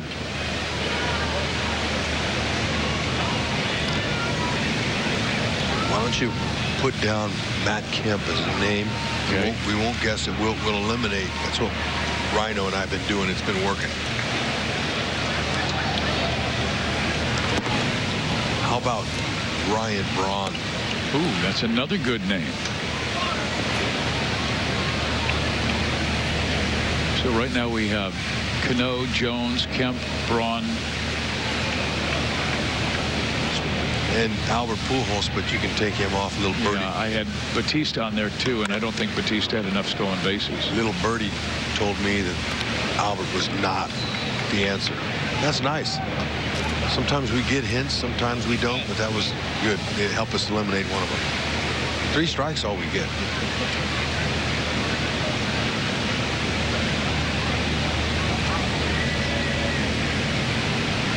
Adrian Beltre? No. Not enough stolen bases? No.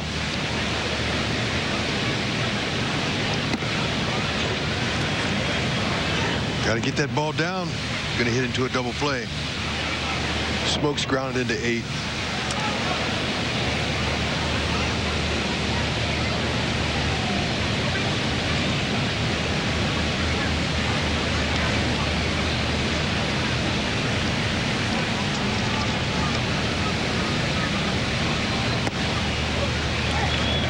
Three and 2, so Keller battling back from behind the count. This is not a guy you want to fall behind. 56 home runs the last 2 years. He has walked and grounded out tonight. You know, maybe Salvio put that same pitch down. Throw that again, that breaking ball. There it is. Mondesi to Escobar, and that is an inning-ending double play. 16th on the ground, 17th overall for Brad Keller, who looks stellar tonight. Roll him up. Root for the Royals in your college gear at this season's University Nights at the K. Buy a specially themed ticket and get a limited edition Royals hat in your school's colors. KU Night is August 24th. Buy tickets now at royals.com/theme tickets. Presented by Fox Sports Kansas City. Before the game, after the game, and in between pitches. Get extra access to the Royals by following Fox Sports Kansas City on Facebook, Twitter, and Instagram. Stay tuned for the Boulevard Royals Live post-game show on Fox Sports Kansas City. Royals lead at 3-1. The kid is finished. His major league debut is over. It's our Chevy call to the bullpen right now. And Luis Santos, a 6-foot right-hander from the Dominican Republic, comes out of the bullpen. 6.35 ERA. The 6th inning, of course, is our Sonic Slam inning. Our contestant is Beth Gehring from Grain Valley, Missouri. If the Royals hit a home run out of the park in this inning, Beth will win $1,100. And if the Royals hit a grand slam out of the park in this inning, Beth will win $25,000 from Sonic and the Royals. Beth, I got to believe that you could use that 1,100. You're beautiful. Now, how Santos, would you know that? Well, we all could. Santos, he's a sinker, slider, curve kind of guy. Change up, low to mid-90s. Has a little bit of deception to his delivery. 27 years old. He's recorded at least 1 strikeout in 20 of his 22 major league outings.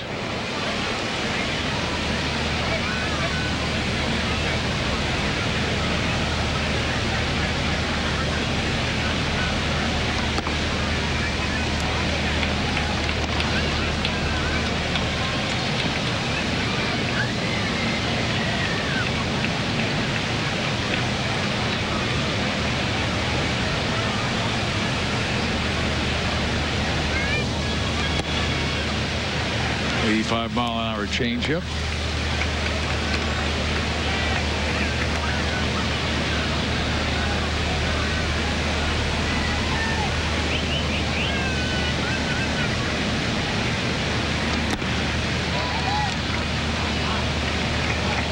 And Hud, I was looking down and watching his stats, and they talked about him having a spin rate of 2,500 revolutions per minute, and the major league average is around 2,200. So what does that allow his pitch to do? If it's under, then it's ground ball. If it's higher, then you get strikeouts. Ready? A little bit of movement and location is everything. Mainly location.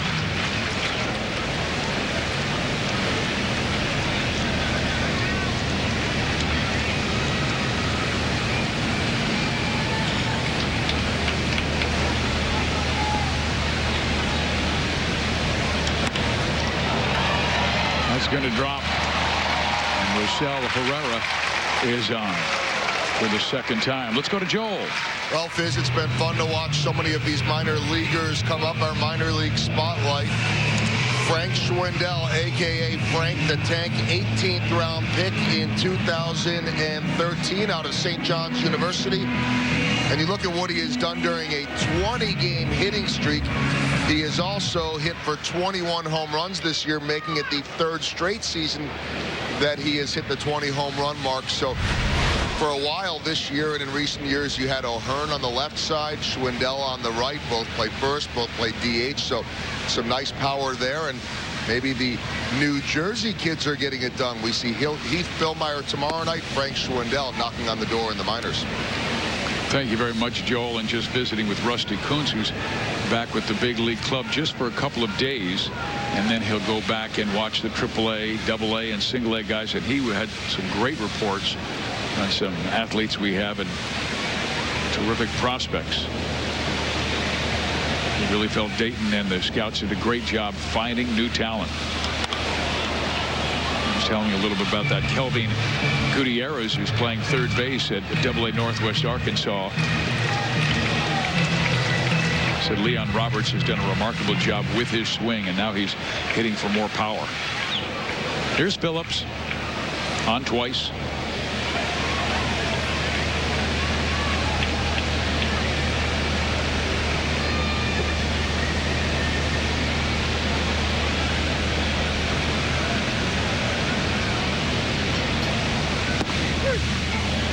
Just did graze the outside corner with a curveball.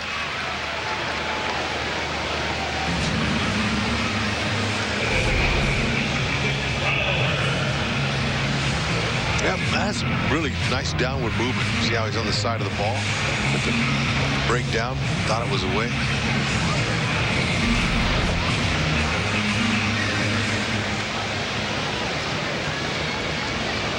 Now the guy who's driven in all 3 runs, Ryan O'Hearn, with the 2-run home run and the bases loaded walk. Strike 1. Pulled the string on him there.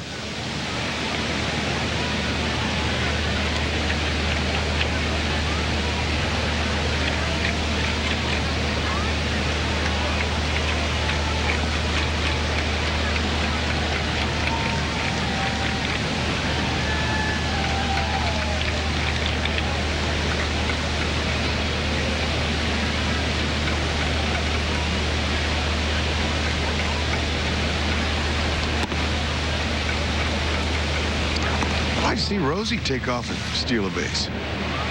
That's just one. They have not really tested the arm of Danny Jensen. Yeah. Well, the starter tonight, who's making his debut, Sean Reid-Foley, had a real quick time home. He's quick home, so Whitley was on twice. He didn't feel like he'd get a good jump. That's really good change up there.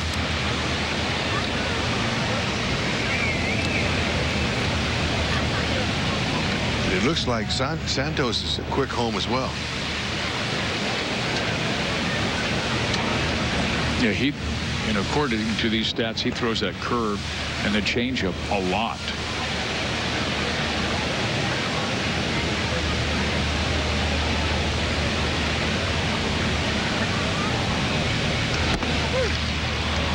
Back-to-back strikeouts with the curve of Phillips and O'Hearn. Hey, Jayhawk fans, here's your chance to show your KU pride at the K. Join us for KU Night on Friday, August 24th, before the Royals host the Indians at 7:15. Purchase your theme ticket to receive a Royals cap featuring the Jayhawk logo. Stay after the game to enjoy summer fireworks. They'll be good. Visit Royals.com/theme tickets to purchase.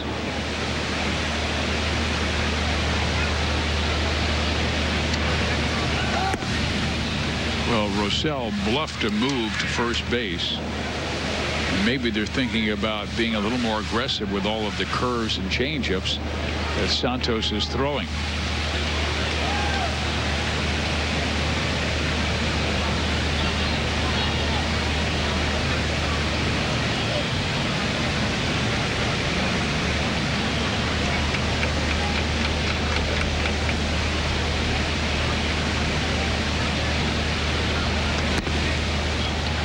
They're off speed. Yeah, and the reason they're not going is Santos. He's 1.25. And I said earlier, anything under 1.3, it's not advisable to go. They'll throw you out at this level. Anything over 1.4, take a chance.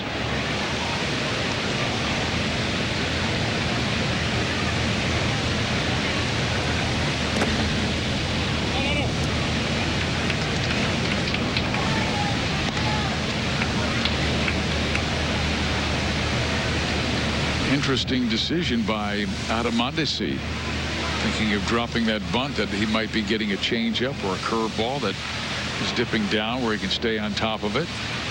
Now Martin comes in.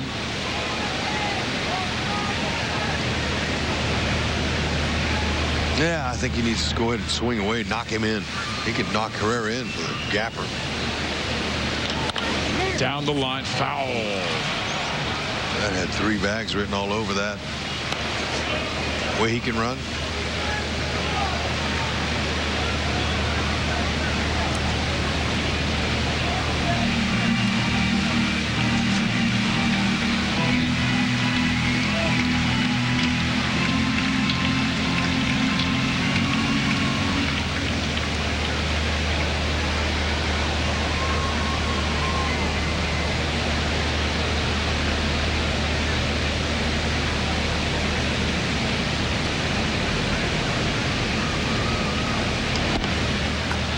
A delayed steal, and Herrera out by plenty.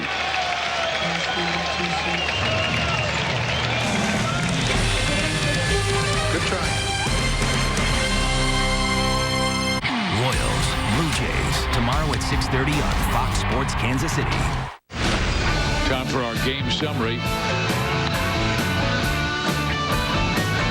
home run by Travis in the first. The rest was 2 Royal rookies. Ryan O'Hearn with a 2-run home run. Brad Keller with his marvelous pitching through 6 innings. Great swing. 3-1 as Keller has allowed 1 run on 5 hits in his 6 innings of work. Been helped out by a couple of Royal defensive plays. Yeah, and that home run that Travis hit was not a mistake. That was a good piece of hitting by Travis. Kept his hands inside on the ball in. He earned that home run himself. Good slider for a strike. To Grichuk. It was 1 for 2.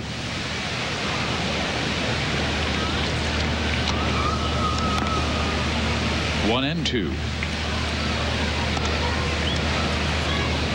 Hails from Rosenberg, Texas.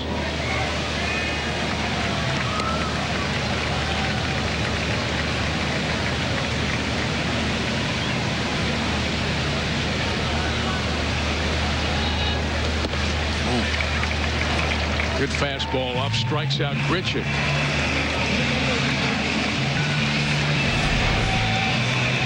Four-seamer had a little bit of action to it. You see that natural cutting action? Actually, that ran. A cutter would be into a lefty. And our Pizza Ranch for the win. How about Brad Keller? 6 1/3, 4 hits, 1 run, 2 walks, 3 strikeouts. He's really been attacking the Blue Jays in this one. So far, so good.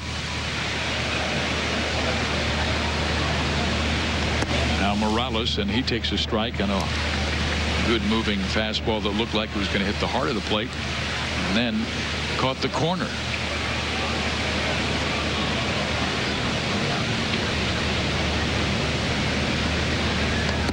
Maybe Brad's best game this year came in a loss July 1st at Seattle. 8-inning complete game. Unfortunately, he lost 1-0 because James Paxton was on fire that night. Oh, yeah, we couldn't hit him. He was tough. I think that game lasted about 2 hours and 20 minutes. They were just pounding the zone.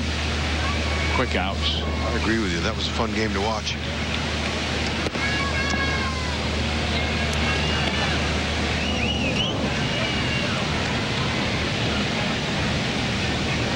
James Paxton, who hails from Canada, threw his no-hitter in Canada, Toronto this year.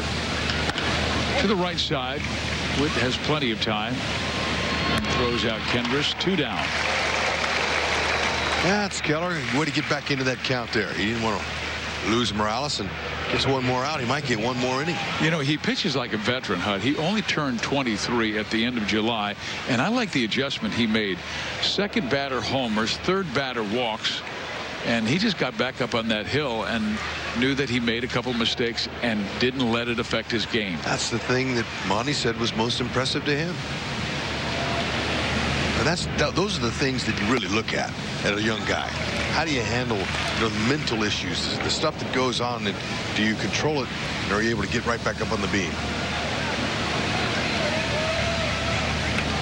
Martineau for 1. Yeah. And all this experience that he's gaining. Good spot there. I liked how Salvi put his nose and his glove right down there on that and helped Keller get that strike. That was nice. Watch Salvi. Look at him put his nose. He just freezes right there. He made that look better than it was.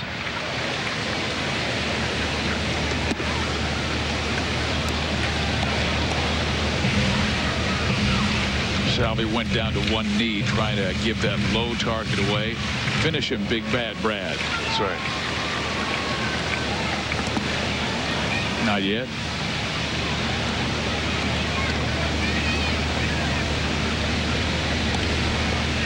And he's not a guy who tries to strike batters out. He's a pitch to contact guy. He wants early count out so he can go deeper in the game, trying to go 7 tonight. Next pitch will be number 100.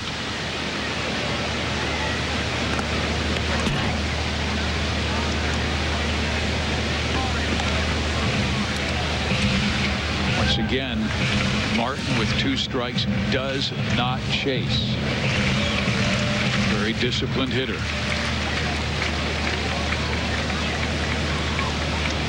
He struck him out. 95 miles an hour on his 100th pitch of the night. Big bad Brad Keller looks stellar. Nice job.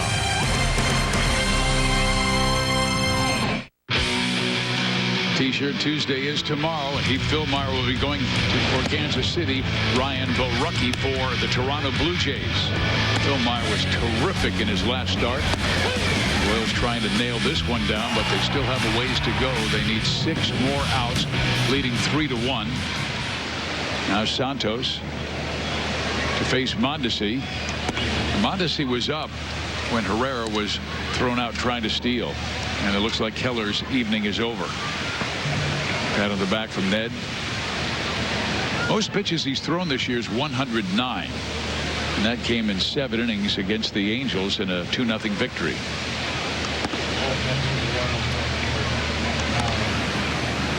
Brandon Maurer warming in the Kansas City pen.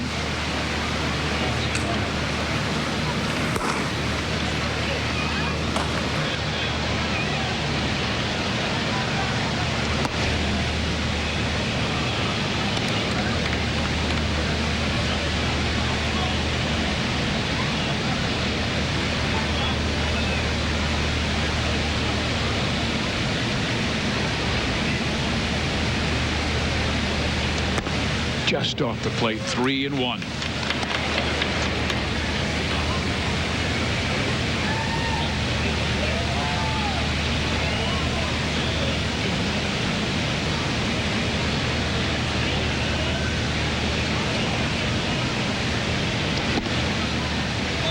There you go. That is just the 3rd walk this year for Adalberto Mondesi.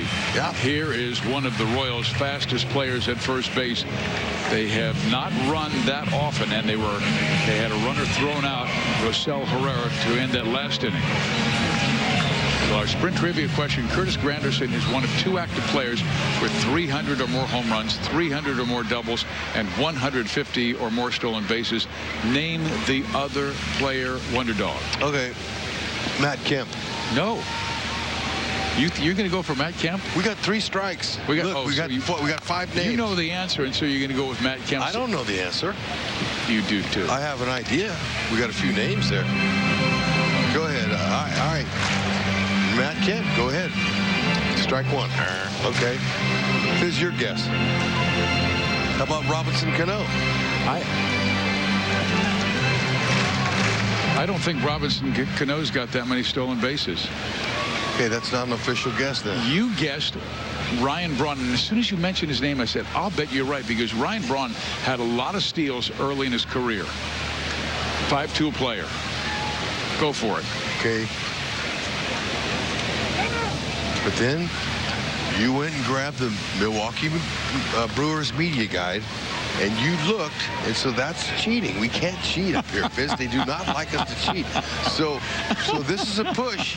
We'll say Ryan Braun, but we did guess his name. But and so you don't think those guys are looking up the numbers? Well, they are. It's their job. They come up with the questions. They're trying to win. Yeah. Well, it's our job to beat them. Yeah, but honestly, you know what? We were just throwing them a little chin music. Yeah, it's been a good race this year. We're having a lot of fun with it. But that's amazing. But you brought up Ryan Braun earlier. I did. As soon as you said that, then we went to the book. No, you went to the book.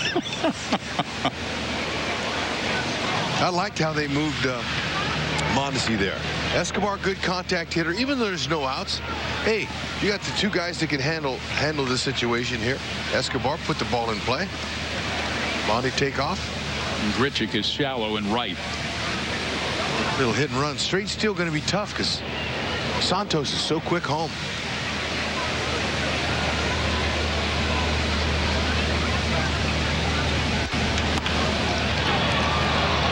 That's what they're afraid of.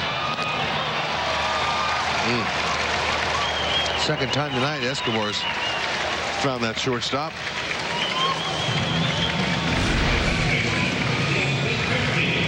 Got some good wood on it. Mounds slowed it down some.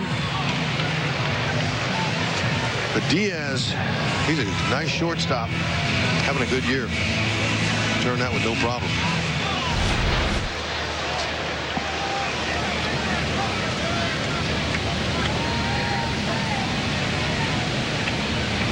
Witt 3 for 3, has that batting average right back at 300. He now has 303 hits since the start of the 2017 season. And that is in the top 6 in baseball.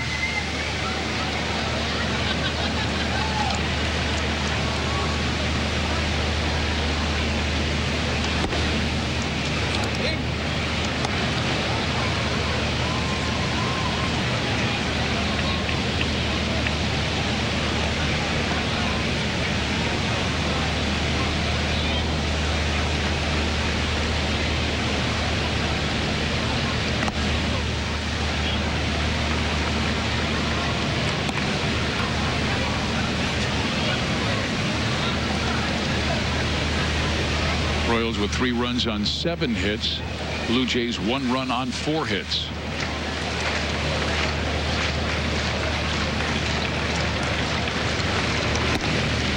Two and 2.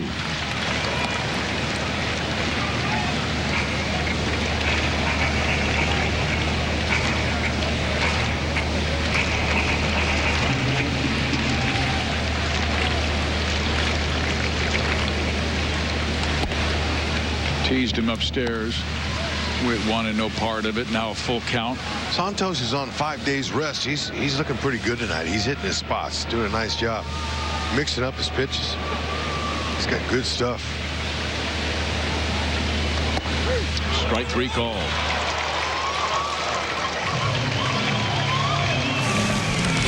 We'll see Brandon Maurer when we come back. Welcome back to Kauffman Stadium. Joel Goldberg, Royals Hall of Famer Jeff Montgomery. A lead in part because of rookie offense and rookie pitching. Yeah, nice to see Ryan O'Hearn give the Royals a lead, and Brad Keller's been a nice job. 7 strong innings, only 4 hits, and that 1 run being on a home run. We will be talking about Keller, O'Hearn, and they need the Royals bullpen to hang on. That and more coming up on Boulevard Royals Live. And Hud, I apologize for ever accusing you of cheating. I guess it was Fizz all along. Guys? That's right, Goldie. We're getting through it. I shall throw myself at the mercy of the court. It's okay, buddy. Hey, as long as Maurer can do what he can do right here to hold this lead, because Keller was certainly stellar. Man, Maurer's got the stuff to do it. Hard, mid-90s to 100. Slider, changeup. Fastball's a good one if he can keep it out of the middle. Brandon is our Chevy call to the bullpen. 23rd game this year. It has been an extremely rough season for Brandon.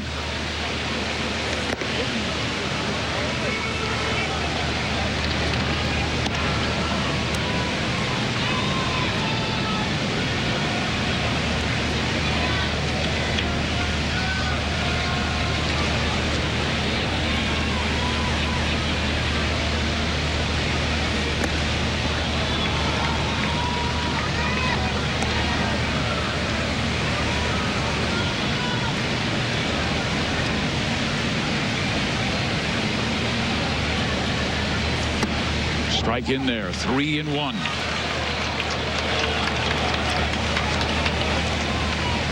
Just repeat it. Get right back in there. No free rides. Ooh. That ball has some run to it.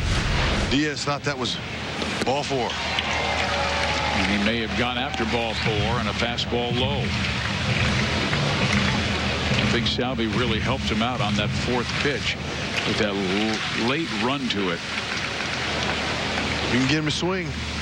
He's got a 58.2% swing rate. Oh, yeah. In there. Wow. Beautiful slider at 88 miles an hour. Diaz goes back to the dugout shaking his head. That's exactly what Maurer wanted to do. Getting back in the count after falling behind 3-0. 1, 2, 3. Diaz, you got to go. Nicely done. Salvi doing a nice job framing pitches tonight for the staff. So now Pilar. Kevin takes strike 1. Ooh, man, that slider's looking good tonight.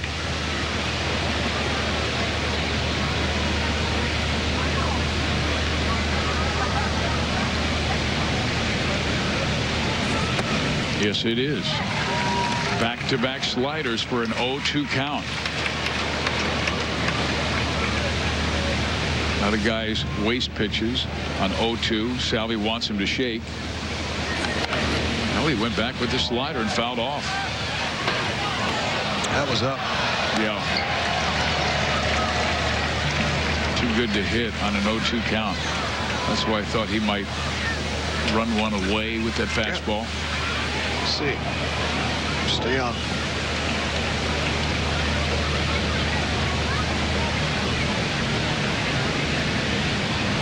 Shook him on the fastball, so off speed.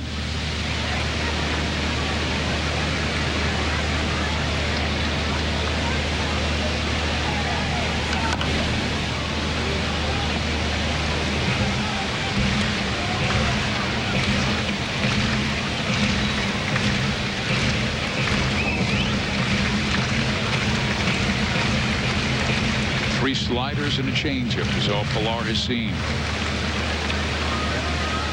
Kevin 9 home runs, 41 driven in. Yeah.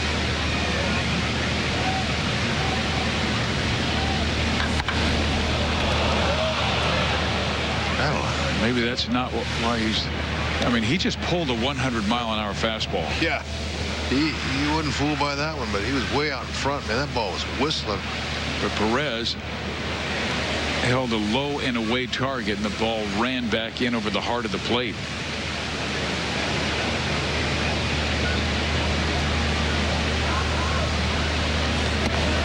Almost hit him with the slider.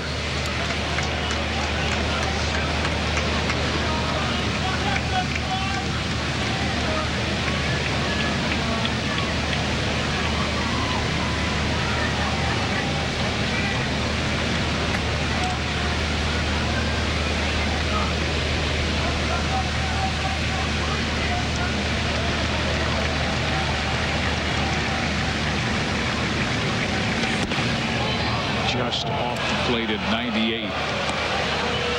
Good spot. It's where he wants to be. Not in the middle. Now he's got him set back up for that slider again. All the hard ones, and see if he can execute a good pitch here. 2-2.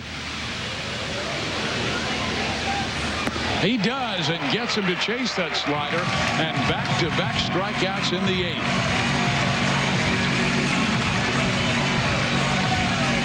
The Royals are partnering with their favorite NBA team for Oklahoma City Thunder Day on Sunday, August 26th. Purchase a themed ticket to receive an exclusive Thunder and KC branded cap, so you can rep both teams in style. Visit royals.com/themed ticket to purchase now. Strike one to Danny Jensen. How about more? How about power coming on strong? I don't think he'll mess around with the kid in his big league debut. Well, he just threw him a breaking ball in the dirt, 1-1.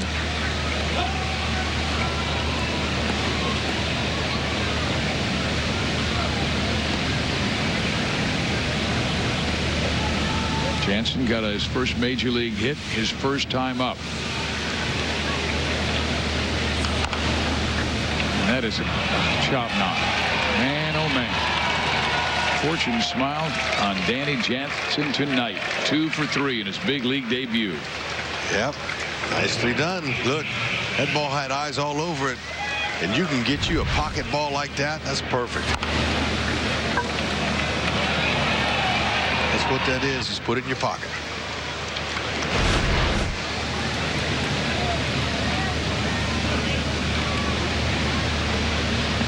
Now Curtis Granderson.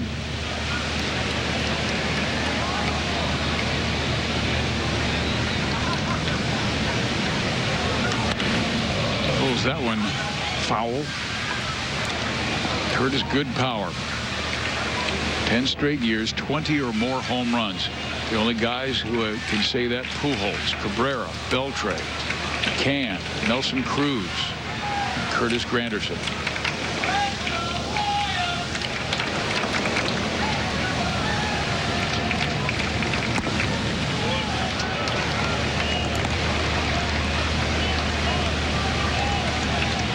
Now, to Mauer's credit, some of the hits that he's given up this year have been real nubbers or doinkers. Or, it seems like sometimes that opens up the floodgates, and he hasn't been able to recover from those. So hopefully he can here.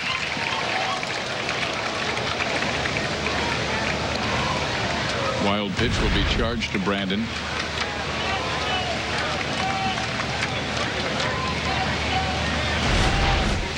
Just his second on the season.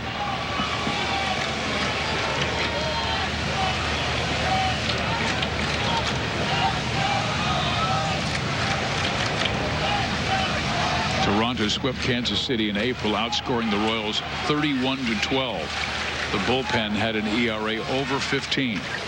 That has to be corrected if they're going to have a good series against the Blue Jays this week. They got a great start from Brad Keller, who gave up 1 in 7.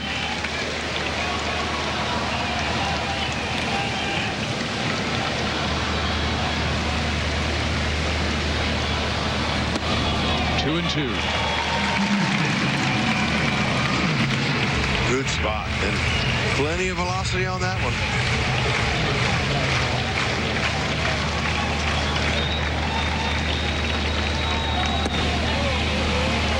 Back with the changeup.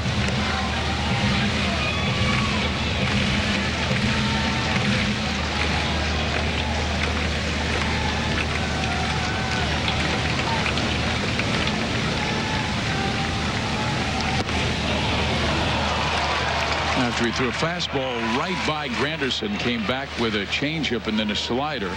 It's rather interesting. Now 2 on with 2 out.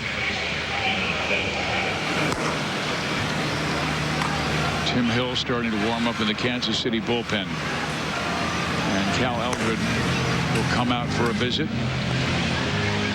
Well, we saw earlier in the game what Travis can do with a fastball that runs back in on his hands, and he blasted it down that left field line for his 9th home run of the year.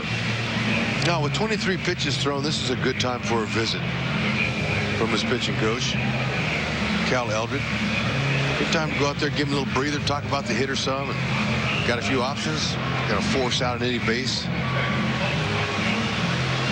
get one and get out here.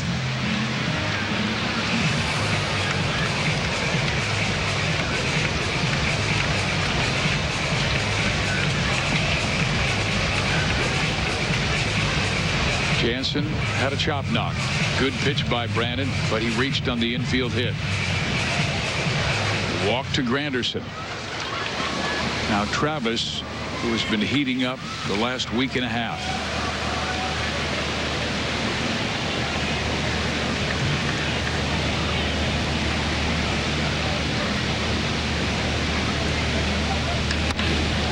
Center field, Phillips will get there. And Mauer with a shutout 8th. Got her done. Nice job. Another scoreless inning for Mauer. Royals with the lead over the Blue Jays 3-1 as we head to the bottom of the 8th inning. If the Royals hit a triple in tonight's game, the Kansas City Honda dealers will make a $1,000 donation to the Kansas City Major League Baseball Urban Youth Academy. Thomas Pannone is the new pitcher. He's a lefty. Doesn't throw that hard, but very good control. Made his Major League debut Friday versus Tampa Bay.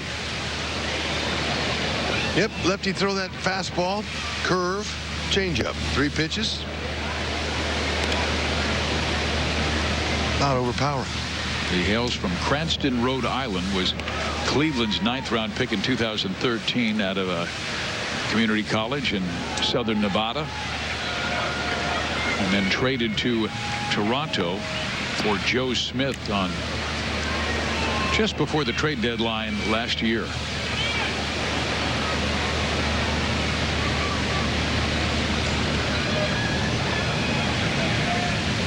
First pitch to the lefty, Gordon, strike 1. Alex has never faced him before, so we figured he would take at least one.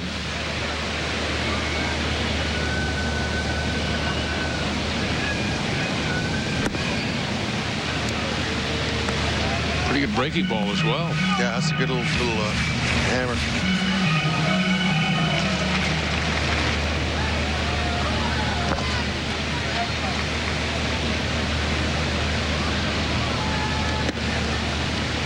Alex faces a lot of lefties that try to throw that breaker away from him. You know, his breaking ball reminds me of that same kind of depth that Tim Collins used to get. Foul back. Tim Collins, he had a nice breaking ball. Big one. Yeah.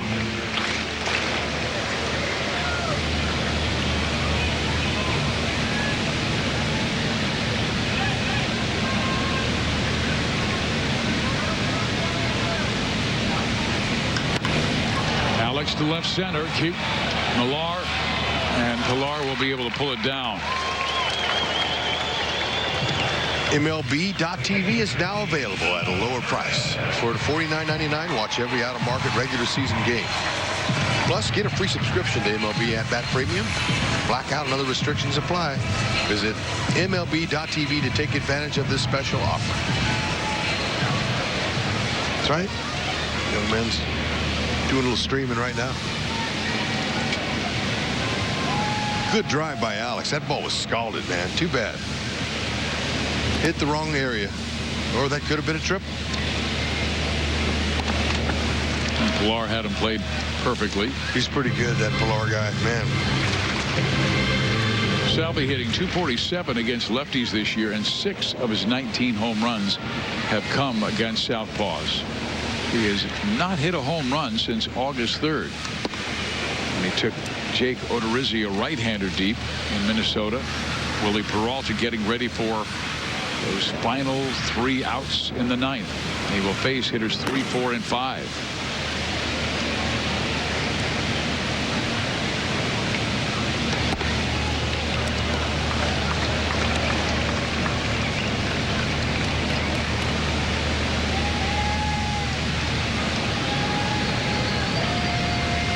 I think they'll give Perez the green light if he likes it. Why not?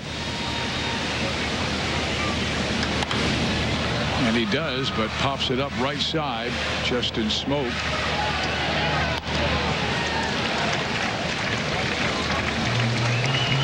This copyrighted telecast is presented by authority of the Kansas City Royals and may not be reproduced or retransmitted in any form. And the accounts and descriptions of this game may not be disseminated without the express written consent of the Kansas City Royals Baseball Club. Great job by Brad Keller tonight. 7 innings, 1 run allowed. He's been one of the more impressive rookie starting pitchers this year in the American League. Yep. Look forward to hearing his comments on Boulevard Royals Live coming up right after this game.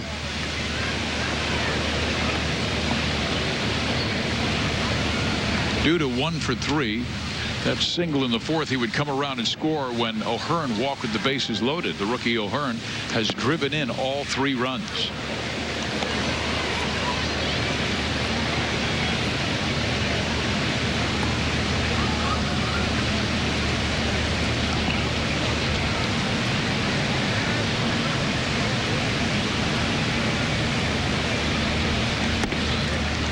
That big hook on a 2-0 fastball count. Yep. Pitching backwards a little bit. I would too. Dude has had some nice swings tonight. Just 1 hit to show for it. 2-2.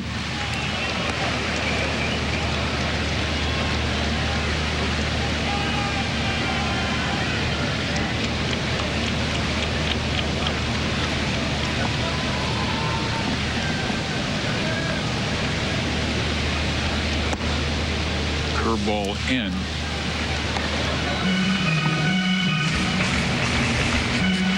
Well, he threw him a 2-0 curveball. It wouldn't be shy to throw a 3-2 curveball. Right.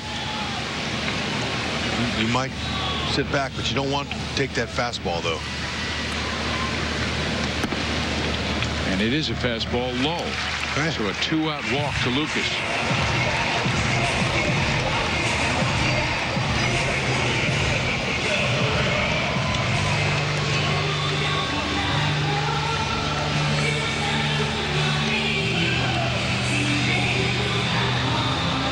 Herrera has been on twice with a walk and a single.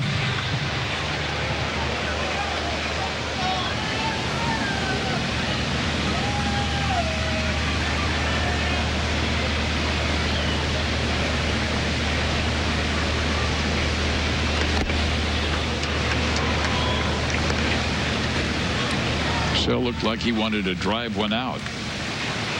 The very first pitch he saw. He has hit 1 home run. It came at Yankee Stadium in front of his family.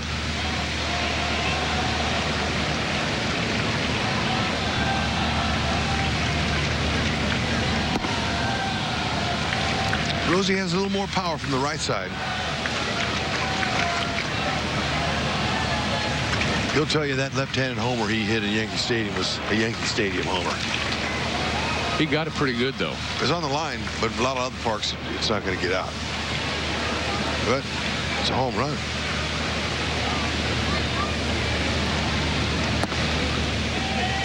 He'll get him one from the right side.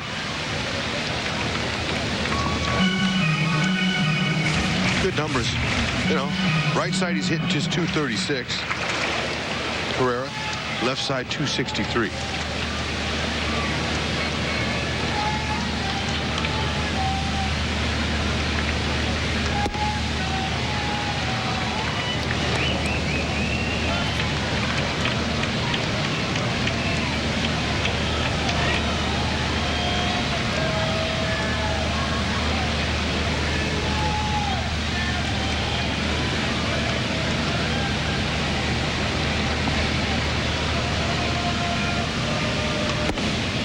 Strikes out Herrera. The Royals out in the 8th. Willie Peralta will come on to protect a 3-1 Kansas City lead. Royals baseball on Fox Sports Kansas City is brought to you by Ford. going further so you can. At Kauffman Stadium in Kansas City, the Royals with a 3-1 lead. Rookie Ryan O'Hearn has driven in all 3 runs. Another rookie, Brad Keller, with a very fine start. And there is our Pepsi fan of the game. You talk about adorable. Yep, she's hoping Peralta can hold on for Keller. Got the mojo going on. Yep. Trying to give Willie Peralta a little extra life on that fastball. That's right, and he has good life, especially in safe situations. Mid to upper 90s with the fastball, big curve, and a decent changeup. Oh, it's 210 average, looking for a 7 save. Trying to give Brad Keller his 5th win this year. We'll have to go through the heart of the order. That means Smoke, Grichuk, Morales. A lot of power. Smoke 18 home runs. Grichuk 16. Morales 13.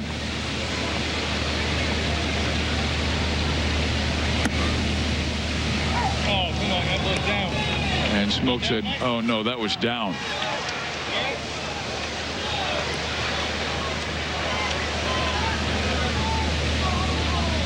Down is where you want it.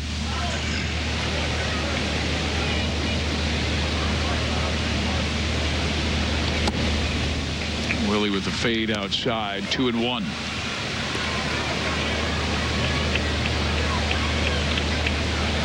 Smoke has shown good patience this year. He's walked 64 times, once tonight. A big swing on a fastball at 96. But away. Away, away, away. Keep it there.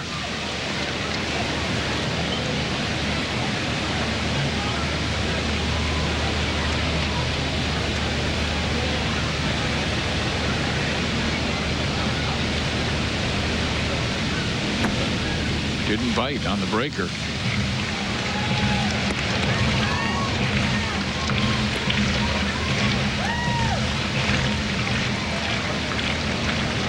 That's pretty good discipline because that was a good pitch. Yep, take a chance here. Make him earn his way on.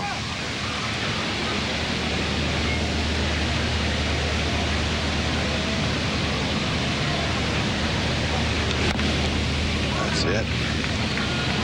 A little changeup.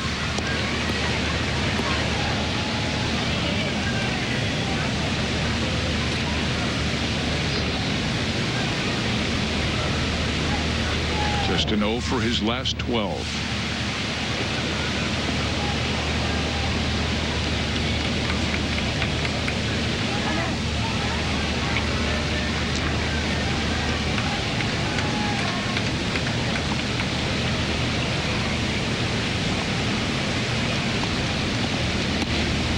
Ball 4.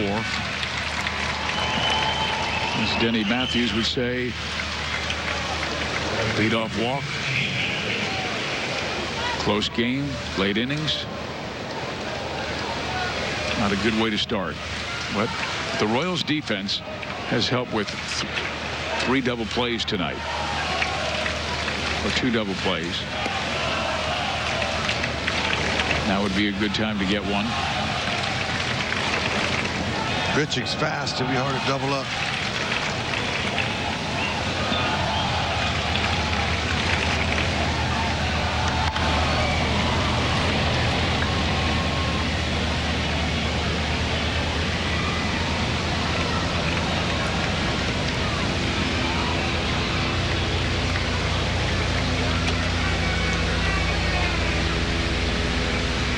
Fan had to work hard for that one. Look at that little boy smile.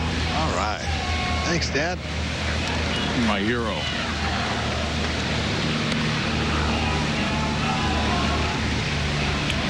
He's just checking out the high chopper over the infield. That's right. Careful, they're going to sit on that fastball. Pilar was, or excuse me, Grichuk was.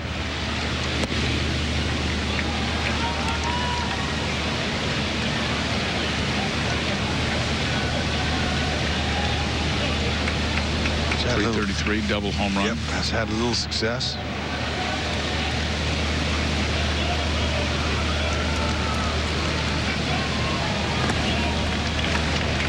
He's not controlling the count.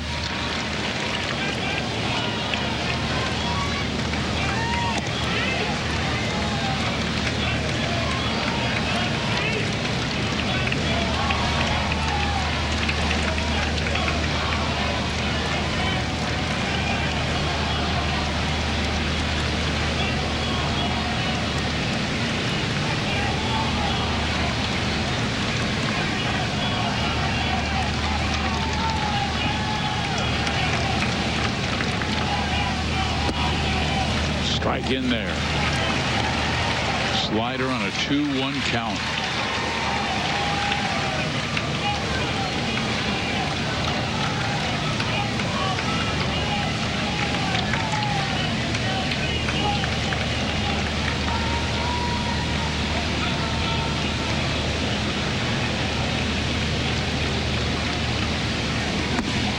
Beautiful fastball at 96, down and in, 1 out. Yeah, Grichuk looked like he had no chance on that at all. Especially after the slider, the previous slider, and then that one there has a good downhill angle. That two-seamer, that had some sink to it. Excellent pitch.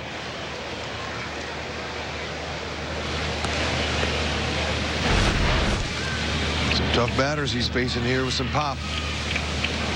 Salvador Perez thinks he knows a little bit of something on Morales. Is going to go out and talk to Peralta about it. He's saying, you know, we can get him inside. The book says he's got a 40.1% swing and miss percentage on inside pitches this year. That's 3rd highest in Major League Baseball. Let's get him in. And Keller twice went in, Hud, and got him to ground out to second base. And with his speed, this is a perfect guy to get a double play on.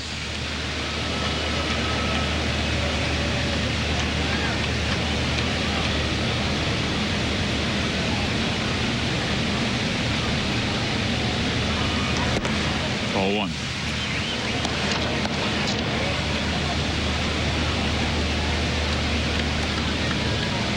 Three for 6, 2 strikeouts.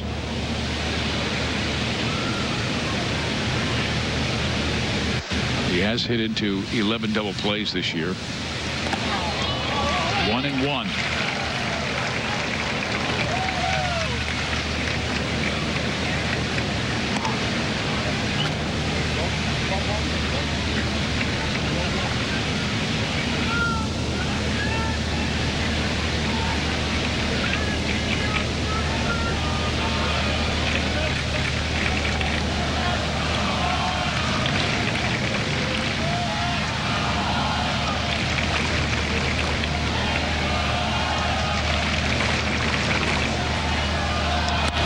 Hit sharply. Escobar to Mondesi to first. Game over.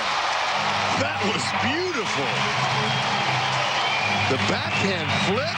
Haven't seen that one from Escobar. There's some happy fans. And Brad Keller, way to go. How about that guy, Ryan O'Hearn? Second career Major League home run to the opposite field with authority. Morales tried to go the other way. Watch this, Escobar. Wow. This little backhand. Mondesi picking the ball up. Duda as well. Back in the win column. Peralta really appreciates that. He picks up his 7th save. More importantly, the Royals pick up a Game 1 win in this 4-game series with the Toronto Blue Jays. Ryan O'Hearn hits his first home run at Kauffman Stadium. That is a Ram drive of the game. It was a beauty. 95 on the outside part of the plate, and he just went with it. I mean, that swing, I could look at that swing all day, and I know O'Hearn, he'll be checking that out plenty of times and keep that in his memory bank for another shot and another time. Big hit. Ed Yo's mighty pleased with the way his club fought back. Brad Keller, outstanding start. 2 fine innings by Brandon Maurer and Willie Peralta, and the Royals nailed down a 3-1 victory. Let's go down to Joel. All right, chance to visit right now with the rookie who had all 3 RBI, the first on the homer, the second on the walk. But I want to talk to you, Ryan, about another rookie. How about the performance of Brad Keller tonight? Yeah, man, he was unbelievable. You know, just like he has been past couple starts. You know, it's always a good game when he pitches, and lucky we could get some runs for him tonight for sure. Come on, Joe. It's kind of cold. Come on, Joe. It's good. You need to play.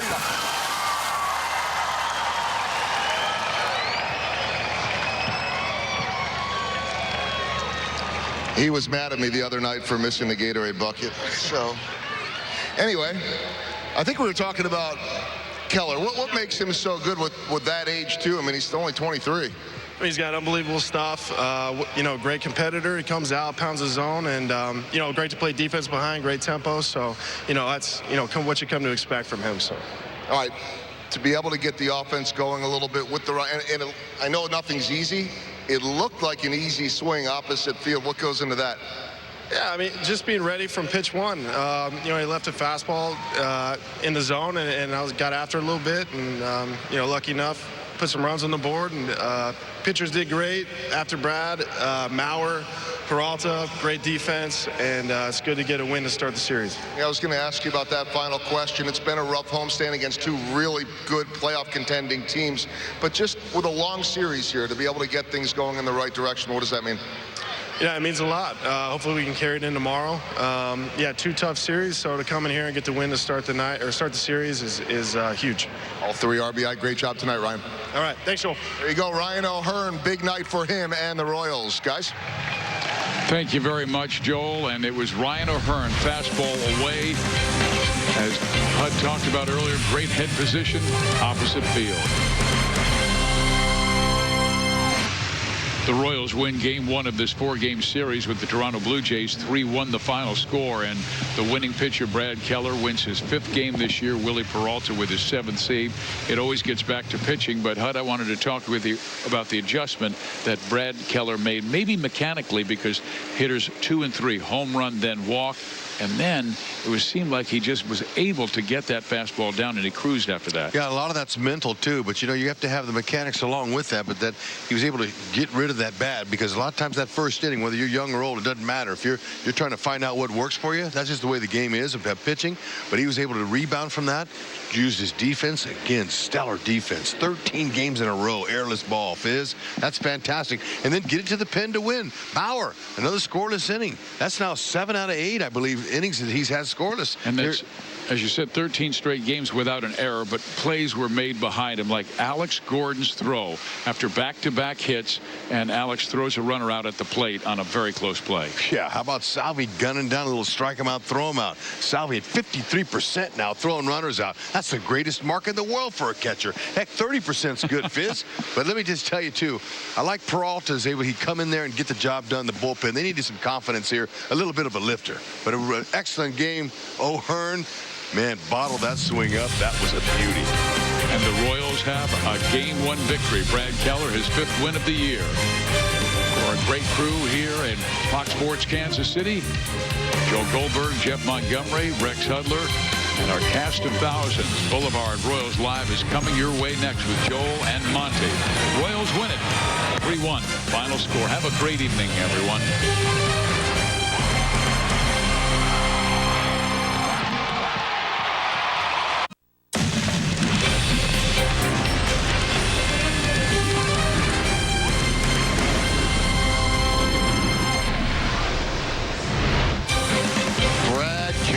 Absolutely dealt tonight, gave them 7 spectacular innings, and the bullpen was able to do the job, making Ryan O'Hearn's 3 RBI night stand up. Royals start this new series in good fashion and continue playing that great defense. 3-1 the final in the first of 4 against the Toronto Blue Jays. Welcome into Boulevard Royals Live. Joel Goldberg, Royals Hall of Famer, Jeff Montgomery. Maybe just a chance to exhale a little bit after struggling against 2 very good teams. Things kind of calmed down here, smaller crowd, but the Royals were able to get out and get that result.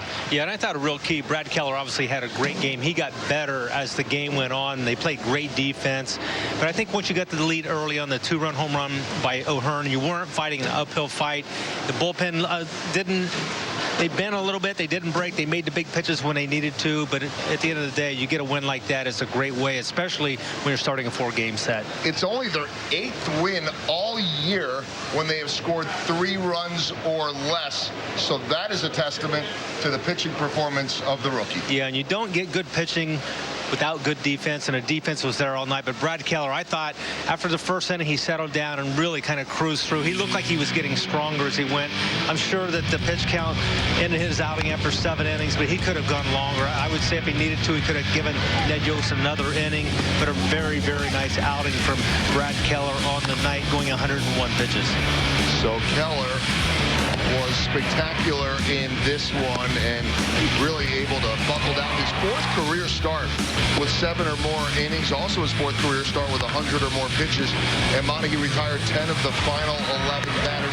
I don't know, maybe in your generation and in the old days, okay, big deal, 4 starts of 7 innings or more. Unfortunately, in baseball, that just doesn't happen as often, and especially with a young team. So we are seeing that he has the durability, and like you said, too, if this is a contending game or something big, there's no reason why he couldn't have gone 8. Well, no doubt about that. He's a big kid. He's got a lot left in the tank, and he's just going to get better and better as he goes. The kid's already learned how to pitch, and he understands how good his stuff is, how much it plays at this level. He doesn't have to do anything different to be any better. His stuff is what it is. I think the other factor is, too, the bullpen's really struggled as of late. Had 3 or 4 games over the last couple of weeks they could have won if they had better relief in the 7th, 8th, and 9th innings. So Brad Keller, he kind of took the bull by the horns and just said, hey, I'm going to get through these 7 innings, and then Brandon Maurer and Peralta finish things out. Yeah, that was much needed because, as we know, 7th, 8th inning can be really dicey for the Royals, but Maurer was able to get it done, and it would not have happened without the opposite field power of Ryan O'Hearn. More coming up from the K. Boulevard Royals Live on Fox Sports Kansas City is brought to you by Boulevard Brewing Company, Kansas City's beer. 3-1, the Royals win it, and the story of the game offensively was the performance of Ryan O'Hearn, our Gomer's homer, 2nd career. Yeah, nice to see him get a nice pitch after Brett Phillips had walked with 2 outs, nobody on in the 2nd. O'Hearn comes up with Phillips running on the play, and he gets a fastball, and he drives it out of the ballpark. Number 2 in the year. First career home run at Kauffman Stadium, and that ends up being the difference in the game. Also drew a bases-loaded walk in an inning where the Royals really needed more, but it was the pitching that allowed everything to hold up. Yeah, no doubt, and I think that was a really good sign when the pitching was able to make it hold up. An opportunity to score more than 1 run there in that 4th inning. They didn't, but when you get good pitching, it doesn't matter. That is indeed correct, and so Ryan O'Hearn goes deep in this one. Keller was spectacular. Here's Ned Yost in the James B. Nutter manager's press conference. Got better as the game went on, command-wise. Really, the pitch that they hit for the home run was off the plate in. Just got the bat head on it. But just did an awesome job. You know, he just kept getting a little better as the innings went along, commanding his pitches better, and had a really good slider, good fastball where he spotted it well to both sides of the plate. Thought Maurer, that Diaz at bat, you know, battling back 3-0 and getting the strikeout there, kind of set the tempo, and just an unlucky dribbler to Jensen on base, but he did the job. He did do the job, and you're looking at a situation, just get the first out, and you're going to be, you're going to be in good shape. And we actually, we thought about sending Keller back out, but it was going to be on a really, really short leash, and we wanted to give, Brandon a clean inning, and it worked out good for us. Talked before the game defensively. Now we're at 13 games, but Alex Gordon at 9th outfield assist. Sal Perez catches somebody again. He's over 51% now stealing. Does it ever surprise you when guys run on Alex or steal on Sal? No, I mean, you're daring them to run. I'm just like, please run. So, but again, this is the big leagues, and you've got to take chances. You've got to be able to challenge guys to make the play, and they do. Yeah, we could probably talk about salvage defense every night, but have you seen a catcher at the type of year he's having throwing guys out in recent memory? I don't. It doesn't seem like it's anything abnormal to me what he's doing. Is some of the key to maybe pitchers holding guys on a little bit better, or is it mostly Sal? Of course. That's a big part of it. I mean, last year he struggled throwing guys out, and it wasn't him. It was we just couldn't help him, and it was a focus this year to give him shots, because if we give him a legitimate chance, he's going to throw them out every time. and we've worked hard on giving him a legitimate chance to throw guys out. How about the night Ryan O'Hearn had, too? Not just the home run, but the patience. Big bases-loaded walk was huge right there. You had to battle that through that at bat. And, I mean, we get bases loaded, nobody out. And, you just wish we could get a big hit one time and just really put some runs on the board and take some pressure off the bullpen, take some pressure off the starting pitcher. But tonight the pitching did a great job of making it stand up. Ned, what's Brandon Maurer been doing differently? Throwing strikes, hitting the count a little bit better. And, when he's in trouble, he flies off the ball.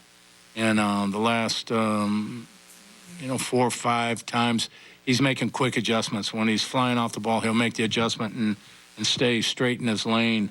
Helps him command the ball better. Stuff's always been good, but when he starts flying off, he's yanking his slider, yanking his fastball. And when he stays on line, everything is right through the plate. Now, you knew because of O'Hearn's metrics that he could, drive a ball out of the ballpark like that, but was his patience at the plate kind of more, was it kind of a surprise to you seeing him today?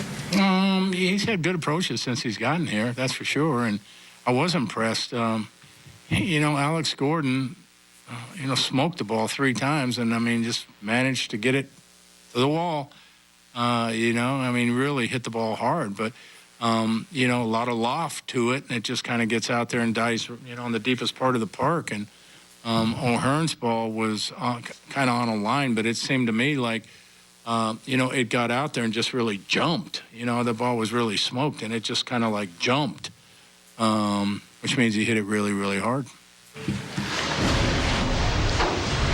Meanwhile, Whit Merrifield did his part as he had been slumping, just 1 hit in the last 5 until 3 tonight.